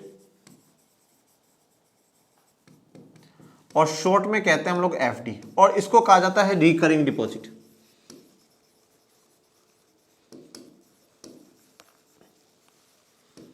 जिसको हम लोग कहते हैं आरडी। एफडी या आरडी क्या होता है? कुछ लोग ऐसे होते हैं जो ये चाहते हैं कि भैया मुझे 5 साल 10 साल बाद पैसे की आवश्यकता है, तो मैं 5 साल 10 साल बाद बैंक से ले लूंगा। 2 प्रकार से लोग पैसा जमा करा सकते हैं। जैसे एक एग्जांपल लेते हैं, मान लीजिए मैं हूं, मेरे पास 10 लाख रुपए पड़े हैं, पर इन 10 लाख रुपए की मुझे आने वाले 5 सालों में 10 सालों में कोई जरूरत नजर नहीं आ रही। 5 साल 10 साल बाद नजर आ रही कि हाँ यार 5 साल 10 साल बाद मुझे ये काम करना है और इसके लिए मुझे पैसे चाहिए होंगे। तो मैं बैंक में गया, मैंने बोला कि मैम सर जो भी वहाँ हो, मैम मुझे ना एफडी करवानी है, फिक्स डिपॉजिट करवाना है। तो बोला ओके सर कर देंगे। फिक्स डिपॉजिट में क्या होगा? मैंने बोला, मैम पूछे कितने का करवाओगे? मैंने बोला मैम 10 लाख का। बोला कितने समय के लिए कराओगे? मैंने बोला मैम 5 साल के लिए। अब मैंने क्या करा, एक साथ ले जाकर करके उनको 10 लाख रुपए दे दिए। कितने साल के लिए? 5 साल के लिए। कोई सा भी इंटरेस्ट जो है उनमें सबसे ज्यादा इंटरेस्ट अगर कहीं मिलेगा तो फिक्स डिपॉजिट पे मिलेगा। कि एक साथ ले जाकर करके आपने 10 लाख रुपए दे दिए बैंक को और बोला अभी मैं 5 साल बाद ही लेने आऊंगा, तो हर साल के हिसाब से बढ़िया इंटरेस्ट आपको मिलेगा। और जब आप 5 साल बाद जाओगे तो हो सकता है वो 5.5 लाख हो जाए, वो 6 लाख हो जाए, 6.25 लाख हो जाए, क्योंकि आपको सबसे ज्यादा अच्छा इंटरेस्ट रेट बैंक देगा। क्यों? क्योंकि एक प्रकार से बैंक के पास 10 लाख रुपए आ गए और उसको पता 5 साल तक व्यक्ति मांगने नहीं आएगा। इन 10 लाख को हम 10 लोगों को दे देकर करके लाखों रुपए हम ब्याज में कमा लेंगे और फिर इसमें से कुछ परसेंट जो है इस व्यक्ति के पैसे के साथ लौटा देंगे। यह होता है एफडी। आरडी क्या होता है? मान लीजिए मैं चाहता हूं कि मुझे 5 साल बाद पैसों की जरूरत पड़ेगी और 5 साल बाद मुझे मान लीजिए 5 लाख रुपए की जरूरत पड़ेगी। तो मैंने सोचा कि हर साल 1-1 लाख रुपए निकलने चाहिए। हर साल 1-1 लाख रुपए निकलने का मतलब है लगभग 10-10 हजार रुपए तो होनी चाहिए। तो मैं बैंक में गया, मैंने बोला मैम मुझे 5 साल तक है ना, 5 साल के बाद पैसों की आवश्यकता होगी, मैं पैसे जमा कराना चाहता हूं। और मैंने हर महीने 10-10 हजार रुपए फिक्स कर दिए। हर महीने 10 हजार का मतलब है एक साल में 1,20,000, 5 साल में 6 लाख रुपए मैं बैंक में जमा करा दूं और 5 साल बाद मुझे 6 लाख तो बैंक जो देगा सो देगा ही, उसके ऊपर एक अच्छा खासा इंटरेस्ट रेट भी बैंक मुझे देगा। क्यों? क्योंकि बैंक को यहां पर भी पता है कि भैया अब आने वाले 5 सालों में हर महीने में अपने पास 10-10 हजार रुपए आएंगे। तो अब ऐसे में क्या होता है, जब हम एफडी करवा लेते हैं या आरडी करवा लेते हैं तो इनसे बैंक निश्चित हो जाता है कि इतना अमाउंट अपने पास आ चुका है, अब ये लोग जो है इतनी जल्दी निकलवाने नहीं आएंगे। और जनरली फिक्स टाइम के बाद, जितना टाइम आपने बोला है उसी टाइम के बाद आपको निकलवाना होता है। पर ऐसा भी नहीं कि जरूरत हो गई पहले ही और आप नहीं निकलवा सकते हैं। पर आपका जितना भी ब्याज बनेगा बैंक टोटल लगाएगा और फिर उसमें से बैंक कुछ कटौती करेगा। क्यों करेगा? क्योंकि आपने प्रॉमिस तोड़ा ना, आपने बोला था 5 साल और आप 4 साल बाद ही पहुंच गए, नहीं मैम मुझे तो कुछ जरूरी काम आ गया, मेरा तो पैसा दे दो।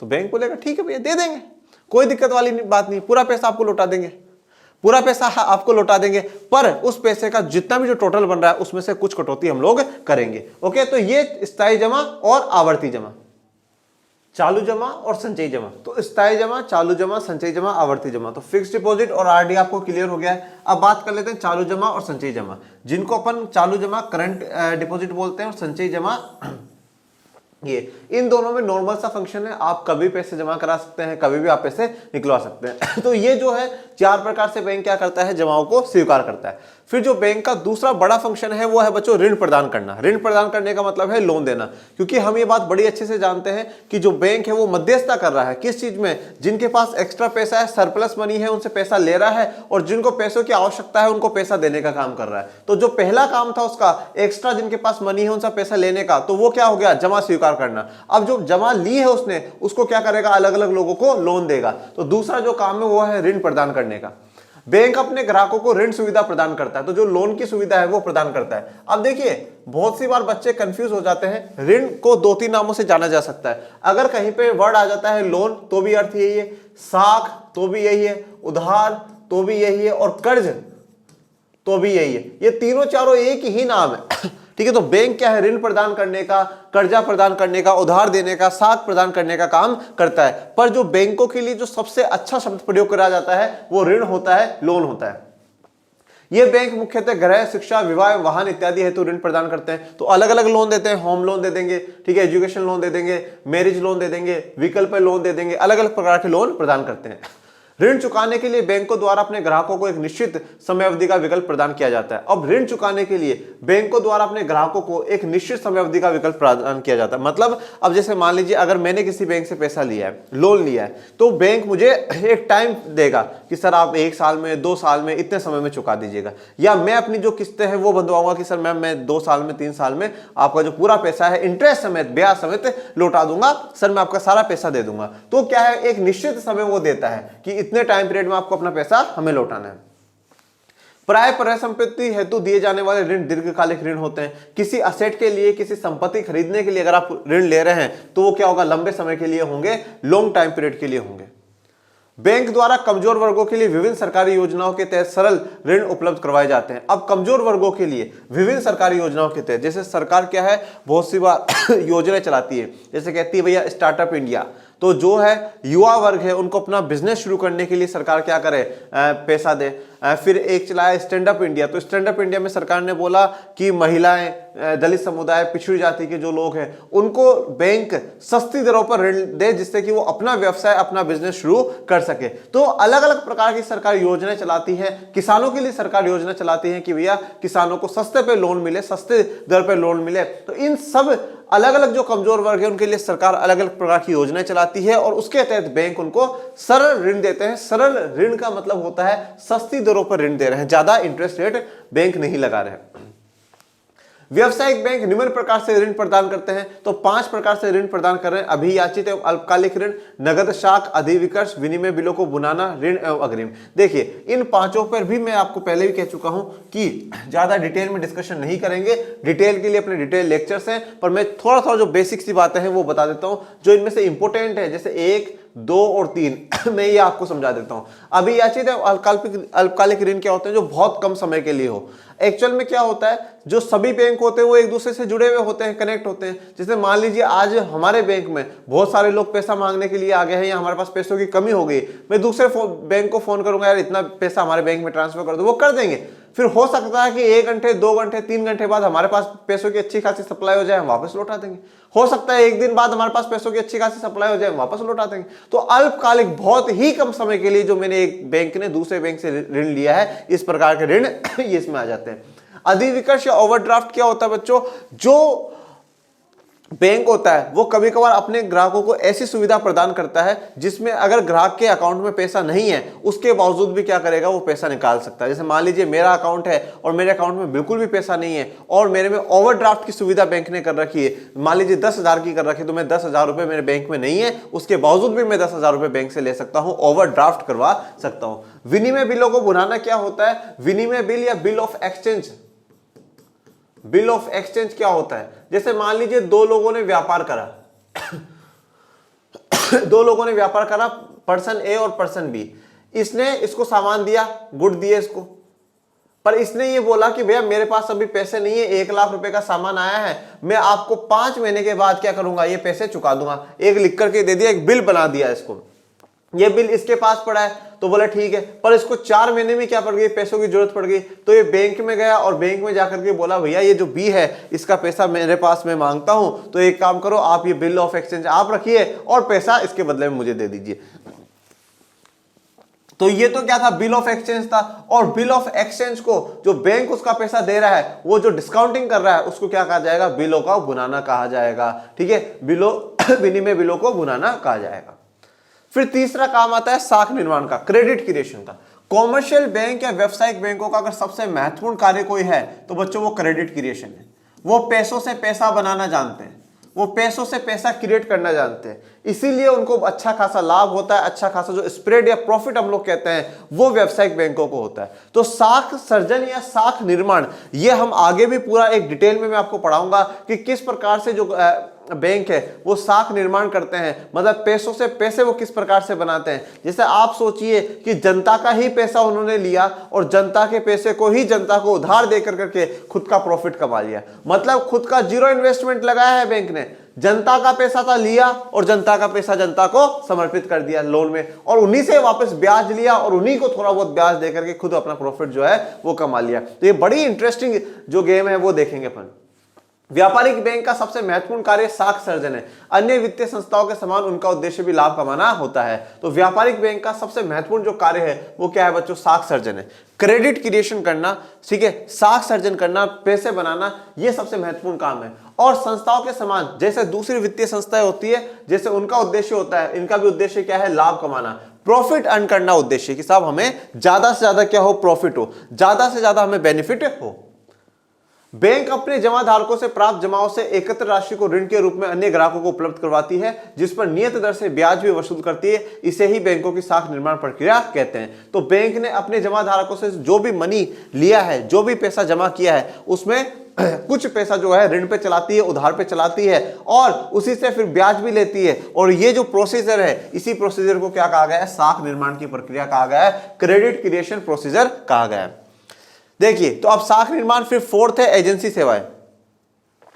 व्यापारिक बैंकों द्वारा ग्राहकों को एजेंसी सेवाएं भी उपलब्ध करवाई जाती है। बैंक चेक, विनिमय बिल, ड्राफ्ट इत्यादि को स्वीकार जमा कर अपने ग्राहकों को एजेंसी के रूप में वित्तीय सुविधाएं प्रदान करता है। तो बैंक चेक देता है अपने ग्राहकों को, विनिमय बिलों की बात करता है, ड्राफ्ट करने का काम करता है, ये सारे काम करता है। एजेंसी एक एजेंट है हम आपके, मतलब एक उस जो कस्टमर है उसका हम एजेंट है, तो एजेंट के तौर पर सर आपका चेक भी हम दे रहे हैं, ये लीजिए, ये सेवाएं भी ये ले लीजिए, ऐसा।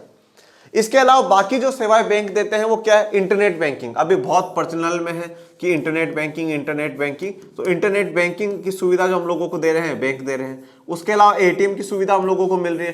24 घंटे बैंक खुला हो या ना खुला हो, अगर आपके अकाउंट में पैसा है तो आप जाइए और पैसा निकला लीजिए, कोई दिक्कत वाली बात नहीं। एटीएम की सुविधा बेहतरीन सुविधाओं में से एक है। लॉकर की सुविधा, आपके घर में चोरी क्या डकैती की टेंशन रहती है तो बैंक में लॉकर रहता है, आप वहां अपने गहने, सोने, चांदी, कोई इंपोर्टेंट डॉक्यूमेंट सब वहां पर अपने जमा करा सकते हैं। लॉकर सुविधा है, लॉकर रहेगा, पैक हो जाएगा, मस्त रही, चिंता ही नहीं है।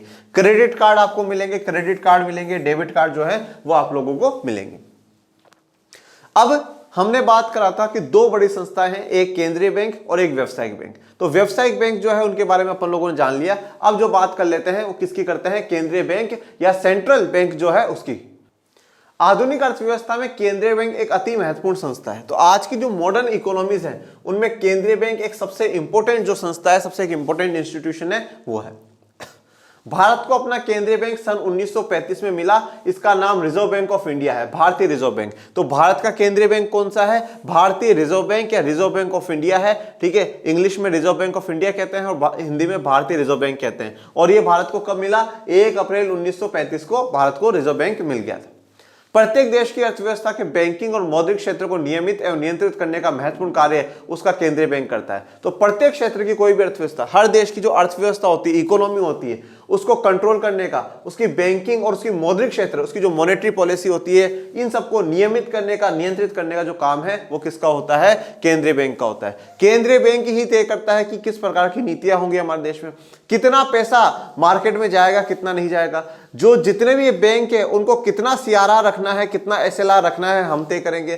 ठीक है, काफी जो कुछ चीजें हैं वो सब कुछ जो तय करता है वो कौन करता है, केंद्रीय बैंक करता है। हम एक प्रकार से कह सकते हैं कि किसी भी देश में सबसे जो महत्वपूर्ण उद्देश्य होता है वो महत्वपूर्ण उद्देश्य होता है कि ना तो देश में महंगाई का दौर आए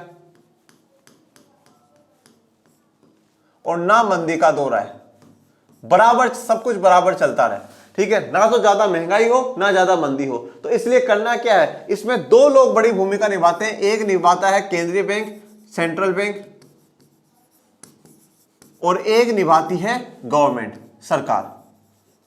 अब सरकार जो महंगाई और मंदी को कंट्रोल करती है उसके लिए क्या बनाती है, राजकोषीय नीति बनाती है। कौन सी नीतियां बनाती है, राजकोषीय नीति बनाती है। और ये लोग इसको कंट्रोल करने के लिए कौन सी नीति बनाते हैं, मौद्रिक नीति बनाते हैं, मौद्रिक नीति, मौद्रिक नीति बनाते हैं, मॉनेटरी पॉलिसी और इसको बोलते हैं फिस्कल पॉलिसी। तो दोनों सरकार और केंद्रीय बैंक अर्थव्यवस्था को कंट्रोल करने में बड़ी भूमिका निभाते हैं।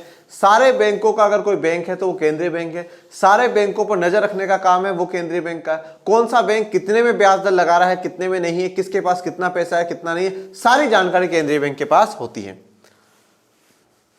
ये देश में सुस्थिर आर्थिक विकास, पूर्ण रोजगार, मूल्य स्थिरता, सुदृढ़ भुगतान संतुलन को स्थिर बनाए रखने के लिए उत्तरदायी होता है। तो ये देश में सुस्थिर आर्थिक विकास, अच्छे से इकोनॉमिक डेवलपमेंट होता रहे, पूर्ण रोजगार की स्थिति देश में बनी रहे, मूल्य स्थिरता आए, मतलब मूल्य स्थिरता का मतलब क्या है, प्राइस में ज्यादा चेंजेस नहीं आने चाहिए, स्टेबिलिटी रहनी चाहिए, मतलब ज्यादा बढ़नी भी नहीं चाहिए प्राइस, क्योंकि ज्यादा बढ़ जाएगी तो महंगाई है, और बिल्कुल भी कम नहीं होनी चाहिए, नहीं तो वो मंदी का दौर आ जाएगा। सुदृढ़ भुगतान संतुलन, भुगतान संतुलन होता है बच्चों balance of payment, balance of payment. Balance of payment का मतलब है हमारा आयात और निर्यात, हमने कितना विदेशों से आयात किया है और कितना हमने विदेशों को बेचा है, निर्यात करा है, तो इसके बीच में बैलेंस बनाने का काम इन्हीं का ही होता है। केंद्रीय बैंक सभी बैंकों एवं वित्तीय संस्थाओं को निर्देश जारी करता है। तो केंद्रीय बैंक सभी बैंकों को और जितनी भी वित्तीय संस्थाएं, वित्तीय संस्थाओं का अर्थ है ऐसी संस्थाएं जो पैसा लेती है और पैसा देने का काम करती है, ये वित्तीय संस्था है। तो सभी वित्तीय संस्थाओं को कंट्रोल करने का जो काम करता है वो केंद्रीय बैंक करता है। अब बात कर लेते हैं केंद्रीय बैंक की परिभाषा। अगर आपसे 1 मार्क्स के क्वेश्चन में पूछ लिया जाता है कि भाई केंद्रीय बैंक क्या होता है, तो केंद्रीय बैंक किसी भी देश की वह शीर्ष संस्था है जो मौद्रिक व बैंकिंग क्षेत्र को नियंत्रित करने के लिए अधिकृत होती है। तो केंद्रीय बैंक किसी भी देश की वह शीर्ष, मतलब जो एपेक्स, जो सबसे टॉप लेवल की संस्था होती है वो है, जो मौद्रिक मतलब मॉनेटरी मनी से जुड़ी हुई मुद्रा से बैंकिंग क्षेत्र को कंट्रोल करने वाली सबसे बड़ी जो संस्था है वो कौन होती है, केंद्रीय बैंक होती है। मतलब कितनी मुद्रा मार्केट में होगी कितनी नहीं होगी, कौन सा बैंक क्या करेगा क्या नहीं करेगा, बैंकों पर कौन से कानून होने चाहिए कौन से नहीं होने चाहिए, सारी चीज जो तय करने का काम है वो केंद्रीय बैंक करता है। केंद्रीय बैंक देश की सर्वोच्च संस्था है जो कि मौद्रिक और बैंकिंग व्यवस्था को संभालने का काम कर रही है। केंद्रीय बैंक प्रत्येक देश का शीर्षस्थ एपेक्स बैंक होता है। अब केंद्रीय बैंक के कार्य देख लीजिए, करेंसी का निर्गमन, करेंसी बनाने का, इन सबको अभी अपन डिस्कस भी करेंगे। करेंसी का निर्गमन, बैंकों का बैंक एवं नियंत्रणकर्ता, सरकारी बैंकर, एजेंट एवं सलाहकार, अंतर्राष्ट्रीय विनिमय कोषों का संरक्षक, अंतिम ऋणदाता, केंद्रीय समाशोधन, साख का नियमन एवं नियंत्रण। ये साख का नियमन एवं नियंत्रण और भी आगे जाकर के थोड़ा सा बड़ा होगा, इस पे और भी डिस्कशन होगा। अब एक्चुअल में आपको मैं ये बात और बताता हूं, मैं हमेशा इस प्रकार के फ्लो चार्ट क्यों बना करके लाता हूं। उसका कारण ये है बच्चों कि इससे मैं आप लोगों को एक मैसेज देना चाहता हूं कि एग्जाम में कोशिश आप भी ये करिएगा कि इस प्रकार के फ्लो चार्ट्स आप लोग बना सके। ऐसे फ्लो चार्ट से अब जैसे मान लीजिए यहां पर आपने सारे सही लिखे हैं तो टीचर इनको पढ़ेगा और उसको देखते ही पता चल जाएगा यार बच्चा अगर इतना अच्छा फ्लो चार्ट बना रहा है, अगर वो एक एक पॉइंट को यूं बता रहा है तो इसका मतलब है बच्चे के पास नॉलेज तो है। ऐसा तो है नहीं कि उसने बिल्कुल यूं आंख बंद करके लिखा है नॉलेज तो है, और नॉलेज है इसलिए इस बच्चे को नंबर दे देने चाहिए। मैं आपको कहता हूं कि जब जो बच्चे फ्लो चार्ट बनाते हैं ना, मान लीजिए 5 मार्क्स का क्वेश्चन है तो टीचर 2-3 तो वहीं तय कर लेता है कि 2-3 तो दे दो भैया, सिर्फ फिर वो आगे का जो है ना वो 2 मार्क्स का फिर 1-2 पॉइंट देखे, हाँ सारा सही लिख रहा है, बोले मन में था सही लिख रहा है बच्चा तो ठीक है 5.5 नंबर। तो ये बहुत इंपॉर्टेंट फैक्टर डालते हैं ऐसे फ्लो चार्ट और ऐसे जो डायग्राम्स होते हैं। सबसे पहला जो फंक्शन है करेंसी का निर्गमन। करेंसी का निर्गमन का मतलब होता है इश्यू करेंसी, करेंसी को जारी करने वाला, करेंसी को जारी करने वाला जो है, ठीक है। अब हमारे देश में जैसे नोट है, जो नोट छापने का काम है, नोट बनाने का जो काम है, कितने नोट अर्थव्यवस्था में जाएंगे मतलब मार्केट में जाएंगे कितने नहीं जाएंगे, ये सारा जो काम है वो किसके पास है, रिजर्व बैंक ऑफ इंडिया के पास। हर कोई व्यक्ति या कोई भी दूसरी संस्था नोट छाप नहीं सकती, ये सिर्फ और सिर्फ एकाधिकार है हर देश के केंद्रीय बैंक के पास, और हमारे देश में किसके पास होता है, ये रिजर्व बैंक ऑफ इंडिया के पास है। इसीलिए हर नोट पे ऊपर लिखा हुआ आता है भारतीय reserve bank, reserve bank of India ये लिखा हुआ आता है। और उस पर रिजर्व बैंक ऑफ इंडिया का जो सबसे बड़ा अधिकारी होता है, जिसको गवर्नर कहा जाता है, हिंदी में भी गवर्नर कहेंगे, इंग्लिश में भी गवर्नर कहेंगे, उस गवर्नर के हस्ताक्षर होते हैं। मैं धारक को 10 रुपए, मैं धारक को 20 रुपए देने का वचन देता हूं। केंद्रीय बैंक वैधानिक रूप से देश की मुद्रा नोट का निर्गमन एवं संचालन का कार्य प्रमुख रूप से करता है। वैधानिक रूप से मतलब कानूनी रूप से, कानून के द्वारा ये इसको अधिकार प्राप्त है कि साहब सिर्फ और सिर्फ भारत में अगर नोट छापने का काम कोई करेगा तो आप ही करोगे। नोट को छापने का, उसको संचालन करने का कि कितने नोट जाने चाहिए और कितने नहीं। भारत में नोट निर्गमन का एकाधिकार भारतीय रिजर्व बैंक के पास है, जिससे नोटों में एक रूपता तथा विनिमय में सुविधा बनी रहती है। तो भारत में नोट निर्गमन का एकाधिकार भारतीय रिजर्व बैंक के पास है। एकाधिकार का मतलब है मोनोपोली है, कोई दूसरा नहीं, सिर्फ यही छाप सकते हैं और कोई नहीं छाप सकता। मोनोपोली है कि साहब रिजर्व बैंक ऑफ इंडिया के अलावा कोई भी दूसरा नोट नहीं छापेगा। ये एकाधिकार, ये मोनोपोली क्यों? क्योंकि पहली बात तो पूरे भारत में नोटों में एक रूपता बनी रहे। अब ऐसा मान लो कि अगर महाराष्ट्र अपने नोट छाप रहा है, राजस्थान अपने छाप रहा है, एमपी यूपी अपने छाप रहा है, तो फिर ऐसा है कि जैसे मान लीजिए मैं महाराष्ट्र में रहता हूं और मुझे राजस्थान जाना है, तो मुझे उसके लिए भी करेंसी चेंज करनी पड़ेगी। राजस्थान से एमपी जा रहा हूं तो वहां भी करेंसी चेंज करनी पड़ेगी, अलग अलग करनी पड़ेगी। पर भारत में है हम सब, तो अब रिजर्व बैंक ऑफ इंडिया छाप रहा है तो चाहे मैं महाराष्ट्र जाऊं, चाहे मैं जम्मू कश्मीर जाऊं, चाहे मैं पश्चिम बंगाल जाऊं, चाहे राजस्थान कर्नाटक, सारी जगह वो नोट एक जैसा ही चलेगा।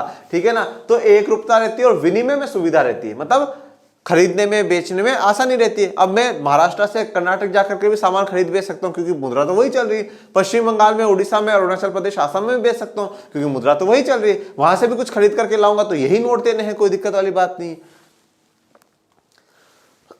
उच्च शक्ति द्रव्य या हाई पावर्ड मनी केंद्रीय बैंक द्वारा निर्गमित करेंसी जनता के पास हो सकती है अथवा व्यावसायिक बैंकों के पास। इसे उच्च शक्ति द्रव्य कहा जाता है अथवा रिजर्व द्रव्य अथवा मौद्रिक आधार, क्योंकि यह साख निर्माण के आधार के रूप में कार्य करती है। तो केंद्रीय बैंक के द्वारा जो भी करेंसी निर्गमित है वो या तो जनता के पास होगी या व्यावसायिक बैंकों के पास होगी। तो जनता के पास और व्यावसायिक बैंकों के पास जो है उसको क्या कहा गया? उच्च शक्ति द्रव्य, हाई पावर्ड मनी कहा गया है। दूसरा काम है बैंकों का बैंक एवं नियंत्रण करता। तो पहला काम तो उनका क्या था? करेंसी को जारी करना, इशू करेंसी। और दूसरा काम क्या है कि बैंकों का बैंक, जितने भी बैंक है उनमें सबसे ऊपर जो है वो ये है, सभी बैंकों का बैंक है। और नियंत्रण करता है, कंट्रोलर है, कंट्रोल करने वाला है कि साहब ये तुम करोगे, ये तुम नहीं करोगे, ऐसा तुम्हें करना है, ऐसा तुम्हें नहीं करना है। कंट्रोलर है सभी बैंकों का।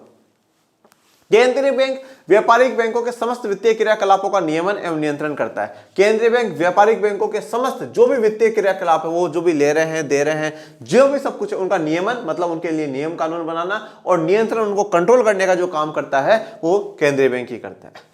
सभी व्यापारिक बैंकों को अपनी कुल जमाओं का एक निश्चित प्रतिशत भाग केंद्रीय बैंक के पास अनिवार्य रूप से रखना होता है। तो मैंने आपको बताया था अभी क्लास में कि सभी व्यापारिक बैंकों को अपनी कुल जमाओ, टोटल जितनी भी डिपॉजिट है उसका एक निश्चित प्रतिशत, कुछ परसेंट जो भाग है वो केंद्रीय बैंक के पास रखना होता है। और केंद्रीय बैंक के पास जो रखते हैं उसको अपन क्या कहते हैं? CRR कहते हैं। देश की बैंकिंग प्रणाली को उन्नत बनाने के लिए केंद्रीय बैंक समय समय पर दिशा निर्देश जारी करता है। तो देश की बैंकिंग प्रणाली को उन्नत बनाने के लिए, बेहतर बनाने के लिए केंद्रीय बैंक समय समय पर दिशा निर्देश, आदेश जारी करेगा बैंकों को कि साहब ये करिए और ये मत करिए।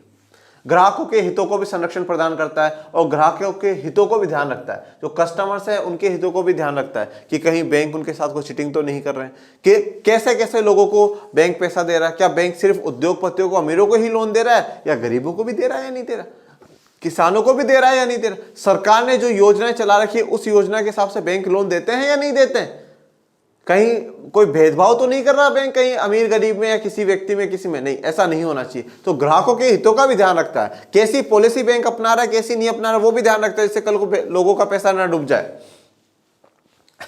फिर तीसरा है सरकारी बैंकर, एजेंट एवं सलाहकार। जैसे आज मैं हूं तो मेरा जो बैंकर है वो मेरा बैंक है, मैं मेरे बैंक में जाऊंगा, मुझे कोई भी एडवाइस चाहिए मेरा बैंक मुझे एडवाइस देगा, मुझे मेरा पैसा डिपॉजिट कराना है वो करेंगे, मुझे लोन लेना है वो देंगे। मेरे एक प्रकार से बैंकर भी वो है, एजेंट भी वो है, मेरे सलाहकार भी वो है। मुझे किसी भी प्रकार की कोई भी वित्तीय सुविधा चाहिए वो मेरी मदद करेंगे, मुझे एडवाइस देंगे, सर ऐसा करिए, ऐसा नहीं, ये आपके लिए फायदेमंद होगा, ये आपके लिए नहीं होगा। उसी प्रकार से चाहे केंद्रीय बैंक हो, सेंट्रल गवर्नमेंट और चाहे जितनी भी स्टेट गवर्नमेंट हो, सबका जो बैंक है वो कौन है? Reserve bank of India. केंद्र सरकार का भी और सभी राज्य सरकारों का क्या है, केंद्रीय बैंक में खाता है एक प्रकार से। केंद्रीय बैंक को कभी भी किसी प्रकार की कोई सलाह की जरूरत होगी, रिजर्व बैंक ऑफ इंडिया सलाह देगा। कभी भी किसी राज्य सरकार को सलाह की जरूरत होगी, केंद्रीय बैंक सलाह देगा। आर्थिक विकास हेतु नीति निर्माण में सलाहकार का कार्य करता है। केंद्रीय बैंक सरकार की ओर से धन जमा करता है और जरूरत पड़ने पर सरकार की तरफ से भुगतान भी करता है। तो आर्थिक विकास हेतु नीति निर्माण में सलाहकार का काम करता है कि अब आर्थिक विकास करना है, इकोनॉमिक डेवलपमेंट करना है, और उसमें सरकार पॉलिसी बना रही है, सरकार कानून बना रही है। तो उसमें पहले रिजर्व बैंक ऑफ इंडिया के अधिकारियों से सरकार बात करती है कि आप बताइए कैसी पॉलिसी होनी चाहिए, क्या ठीक होगा जिससे महंगाई भी नहीं होगी और मंदी भी नहीं होगी, क्या ग्राहकों के लिए बढ़िया होगा, कस्टमर्स के लिए क्या बैंकिंग व्यवस्था बढ़िया होगा। बोले सर ये चीज, बोले ठीक है, ऐसा कानून हम संसद में पास कर देते हैं। तो नीति निर्माण में एक सलाहकार के रूप में bank, reserve bank of India सरकार का काम करता है, और सरकार की ओर से धन भी जमा करेगा, सरकार का कोई भी पैसा आएगा उसको जमा करेगा, और सरकार की तरफ से वो भुगतान भी करता है। केंद्रीय बैंक के रूप में सरकार के सलाहकार की भूमिका अदा करता है। उसके बाद है अंतर्राष्ट्रीय विनिमय कोषों का संरक्षक। अब आप सभी अच्छे से जानते हैं कि जब भी हम लोग कोई व्यापार करते हैं विदेशों के साथ, विदेश से हम कोई चीज खरीद रहे हैं, विदेश में हम लोग कुछ बेच रहे हैं, मतलब निर्यात कर रहे हैं, आयात कर रहे हैं, तो उस समय में फॉरेन करेंसी की जरूरत पड़ती है। जैसे मान लीजिए हमने कुछ आयात करा है, तो अब वो सामने वाला कहते हैं नहीं साहब हमें तो डॉलर में पेमेंट करो, तो बोले ले डॉलर, और जब हम लोग बेचते हैं तो फिर हमें भी डॉलर में लेते हैं। देखिए करेंसी कोई भी ले सकते हैं, वो दोनों देशों के बीच में होता है कि भाई कौन से में आप करेंसी में व्यापार करोगे, जनरली डॉलर में ही करते हैं ज्यादातर। तो अब कोई भी जो फॉरेन करेंसी है, वो फॉरेन करेंसी किसके पास होगी, आपके या मेरे पास तो रखी, वो फॉरेन करेंसी क्या करेगी, बैंक भी क्या करेंगे। तो इसलिए वो सारी की सारी जो फॉरेन करेंसी होती है, चाहे किसी भी देश की हो, वो सारी की सारी फॉरेन करेंसी किसके पास होती है, केंद्रीय बैंक के पास होती है। अब जैसे मान लीजिए कि भैया ऑस्ट्रेलिया से कोई व्यक्ति इंडिया घूमने आया, अब ऑस्ट्रेलिया से जो व्यक्ति इंडिया घूमने आया तो ऑस्ट्रेलिया की तो करेंसी अलग है। अब वो जब इंडिया घूमने आए तो इंडिया में तो उनकी करेंसी चलेगी नहीं, तो वो क्या करेंगे, एयरपोर्ट पे अपनी करेंसी को चेंज करा लेंगे कि साहब इतनी इतनी करेंसी हमारी, और इसके बदले में इंडिया की जो करेंसी जो रुपए है वो हमें दे दीजिए। एयरपोर्ट पे चेंज करा लेंगे, किसी बैंक में जाकर करके चेंज करा लेंगे। फिर ऐसे करके जहां जहां फॉरेन करेंसी पहुंची है वहां सारा पैसा क्या इकट्ठा किया जाएगा और वो रिजर्व बैंक ऑफ इंडिया के पास भेज दिया जाएगा कि सर इतना इतना हमारे पास फॉरेन करेंसी आई थी, ये हमने आपको डिपॉजिट करा दी थी। तो सारी फॉरेन करेंसी का जो इकट्ठा जो रखता है, जो उनको संभाल करके रखने वाला काम है, वो किसका है, सिर्फ और सिर्फ रिजर्व बैंक ऑफ इंडिया का ही है। किसका है, रिजर्व बैंक ऑफ इंडिया का ही है। ये विभिन्न स्रोतों से प्राप्त विदेशी मुद्रा को जमा करता है तथा आवश्यकता पड़ने पर सरकार की ओर से अदायगी भी करता है। तो विभिन्न स्रोतों पर कोई विदेशी मुद्रा प्राप्त हो रही है तो उनको प्राप्त करेगा और सरकार की तरफ से अदायगी भी करेगा। विदेशी मुद्रा की तुलना में घरेलू मुद्रा की विनिमय दर को स्थिर बनाए रखने का कार्य भी केंद्रीय बैंक द्वारा किया जाता है, और जिसके लिए अवमूल्यन अथवा अधिमूल्यन उपकरणों का उपयोग किया जाता है। तो अब विदेशी मुद्रा की तुलना में हमारी जो घरेलू मुद्रा है उसकी विनिमय दर को स्थिर बनाए रखना, मतलब ज्यादा चेंजेस नहीं है। जैसे आज के समय $1 बेटा 82 रुपीज का है, जो कि मतलब कहा जाता है कि बहुत बहुत डाउन कंडीशन पर है, बहुत डाउन कंडीशन पर। तो 82 रुपये, हमें $1 खरीदने के लिए 82 रुपये देना पड़ेगा। तो ये क्या है, रुपए की स्थिति बहुत कमजोर है। जितना हमें कम पे करना पड़ेगा, मान लीजिए $1 का मुझे 70 रुपए देना पड़ रहा है, इसकी तुलना में हमारी कंडीशन सुधरी है। $1 का मुझे 50 रुपए देना पड़ेगा, तो इसकी तुलना में हमारी कंडीशन सुधरी है, इंप्रूव हुई है। तो इसलिए क्या कहा जा रहा है कि ये जो है, या तो हम हमारे रुपए को मजबूत बनाने में या स्थिर बनाने में, कि भाई ज्यादा गिरावट ना आए हमारे रुपए में, तो ये काम भी जो करता है वो केंद्रीय बैंक ही करता है। इसमें अवमूल्यन और अधिमूल्यन का काम करता है। अवमूल्यन का मतलब होता है जब सरकार खुद अपने रुपए की वैल्यू गिरा दे, सरकार खुद कह दे कि साहब आज अब भी $1 70 रुपए का था, अब $1 75 रुपए का हो गया है, ये अवमूल्यन है। और अधिमूल्यन होता है सरकार इसको कम कर दे, भैया $1 70 का था, अब $1 65 रुपए का रहेगा। ठीक है ना। अब ये क्यों है, क्या कारण है इसके, ये हम आगे के चैप्टरों में जानेंगे। फिर बात करते हैं अंतिम ऋणदाता। ऋण का मतलब उधार और दाता मतलब देने वाला, अंतिम ऋणदाता है। केंद्रीय बैंक देश का शीर्षस्थ बैंक होने के साथ साथ अपने अधीनस्थ बैंकों के लिए वित्तीय संकट की स्थिति में अंतिम ऋणदाता की भूमिका भी अदा करता है। देखिए आज मुझे एक बात बताइए, मुझे पैसों की जरूरत पड़ेगी तो मैं कहां जाऊंगा, मेरे बैंक में जाऊंगा। पर जब इन बैंकों को जरूरत पड़ेगी तो ये कहां जाएंगे, ये अपने बैंक के पास जाएंगे, क्योंकि केंद्रीय बैंक में सारे बैंकों का अकाउंट है भैया। तो फिर इन व्यवसायिक बैंक या व्यापारिक बैंकों को कभी पैसों की जरूरत पड़ेगी तो ये केंद्रीय बैंक के पास भाग करके जाएंगे, सर हमें पैसों की जरूरत है, बोले ठीक है ले लीजिए। तो अंतिम ऋणदाता है, मतलब बैंकों से हम पैसा लेते हैं और जिनसे हम पैसा लेते हैं अगर उनको पैसों की जरूरत पड़ेगी तो उनको पैसा कौन देगा, केंद्रीय बैंक देगा। इसलिए कहा गया है कि जो अंतिम ऋणदाता है वो केंद्रीय बैंक है। अधीनस्थ बैंकों को उनकी प्रतिभूतियों के एवज में तत्काल केंद्रीय बैंक ऋण उपलब्ध करवा देता है। जो भी उनकी प्रतिभूतियां सिक्योरिटीज होती है उसके बदले में ऋण दे देता है। केंद्रीय समाशोधन, व्यापारिक बैंकों के आपसी लेन देन इत्यादि का समाशोधन केंद्रीय बैंक के माध्यम से बिना नगद राशि का भुगतान किए खातों के माध्यम से हो जाता है। अब जैसे मान लीजिए दो बैंक है, एक्स और वाई। अब एक्स और वाई दो बैंक है, इन दोनों के बीच में कोई पैसों का लेन देन थी, बकाया चल रहा है, दोनों का खाता आरबीआई में है। तो एक्स और वाई, जैसे मान लो ये वाई है जो इससे 10 लाख रुपए मांगता है कि सर एक्स का जो है, एक्स बैंक से हमारा 10 लाख का चल रहा है। तो बोले ठीक है कोई बात नहीं, इस एक्स बैंक का 10 लाख मैं आपके में ट्रांसफर कर देता हूं और आज से आपका मामला खत्म। तो मतलब बिना कैश दिए लिए कुछ करे, बैंकों के माध्यम से क्या कर दिया, वहीं से सेटलमेंट कर दिया। समाशोधन का मतलब है सेटलमेंट। अब आ जाइए बैंक के द्वारा साख सर्जन। जो टॉपिक अपन लोग पढ़ रहे थे कि साख का निर्माण होता है, साख सर्जन जो करती है, उसको समझ लेते हैं। बैंकों के द्वारा साख सर्जन, बैंकों के द्वारा साख सर्जन का मतलब ये हो गया बच्चों कि बैंक पैसे से पैसा बना रही है, पर अब कितना पैसा बना रही है ये हम लोग कैसे पता लगाएंगे। तो एक फॉर्मूला होता है जिसको कहा जाता है मुद्रा गुणक, मुद्रा गुणक, या इंग्लिश में कहा जाता है मनी मल्टीप्लायर। ये फॉर्मूला होता है बेटा 1/LRR, ठीक है, 1/LRR। मैं ये मानता हूं, सपोज कहते हैं कि अपन LRR जो है 20% ले लेते हैं। कितनी ले लेते हैं? 20% ले लेते हैं, 20% LRR। अब इधर देखिए, इधर मैं लिख रहा हूं चरण, मतलब जो राउंड है, राउंड 1, राउंड 2, ठीक है, और फिर यहां पे जो अमाउंट है बैंक के पास वो, उसके बाद LRR और फिर लोन। LRR का मतलब है ये अमाउंट आपको लोन में देना नहीं, इसके अलावा आप बाकी पूरा लोन में दे सकते हो। तो पहले राउंड में मैं मानता हूं कि जो शुरुआती डिपॉजिट थी बैंक के पास वो 10,000 रुपए की थी। बैंक के पास 10,000 रुपया है, 10,000 का मतलब था 20% जो है वो क्या करेंगे, नहीं दे सकते। 20% अगर आप इसका निकालेंगे तो कितना हो जाएगा 2,000 रुपए। तो 2,000 रुपए आपको नहीं देना है, बाकी कितना बचा 8,000। 8,000 आप क्या कर दोगे, लोन में दे दोगे, ठीक है।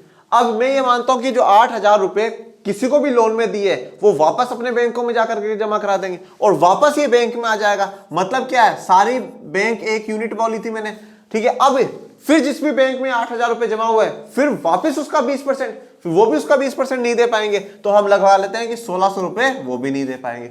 अब बचे 6400, तो फिर वो 6400 क्या होंगे, वापस किसी ना किसी बैंकों में जाएंगे और डिपॉजिट होंगे। फिर 6400 का जब आप 20% निकालेंगे तो हम देखते हैं कि 1280 के आसपास इसका निकलेगा, ठीक है, 1280, तो 5,120 ऐसे, फिर वापस ये 5,120 पर आ जाएगा। इस प्रकार से ये जो सिस्टम है, ये सिस्टम आपका चलता रहेगा, ये सिस्टम आपका चलता रहेगा जब तक आपकी जीरो ना आ जाए। जब तक आपकी जीरो नहीं आ जाएगी तब तक ये सिस्टम इसी प्रकार से चलता रहेगा। ओके, चाहे आप यहाँ डैश डैश डैश डैश लगा सकते हैं, कोई दिक्कत वाली बात। अब कितना पैसा बैंक ने बनाया है वो हम पता लगा सकते हैं। कैसे पता लगा सकते हैं कि 1, यहां पे फॉर्मूले में ये लगा लीजिएगा, इनिशियल डिपॉजिट, इनिशियल डिपॉजिट। वैसे तो 1/LRR ही होता है, पर आगे के फॉर्मूले में इनिशियल डिपॉजिट काम आएगा। जैसे 1/LRR, तो 1 के y 20%, तो 1/20% का मतलब है 1/20, 1/20 डिवाइडेड बाय 100, ये ऊपर जाएगा, 100 डिवाइडेड बाय 20, ये 5। देखिए, अगर आपसे पूछता है मुद्रा गुणक का फॉर्मूला तो आपको 1/LRR ही लिखना है। ये बात ध्यान रखिएगा, कंफ्यूज मत होइएगा, आपको 1/LRR ही लिखना है, इनिशियल डिपॉजिट नहीं लिखना है वहां पे। पर मैं आपको ये बता रहा हूं कि निकलेगा कैसे अमाउंट। तो अब क्या हो गया, 5 गुना, 5 टाइम्स बेटा, 5 गुना पैसा बना सकता है बैंक। मतलब जितना LRR है उसके में 5 गुना बना रहा है। और शुरुआती कितना था अपना, मैंने ये बोला ना 10,000, तो 10,000 था, तो 10,000 को 5 से मल्टीप्लाई कर लो, 50,000 रुपए। मतलब बैंक के पास आए 10 थे और बैंकों ने कितना पैसा बना लिया, 50,000 बना लिया।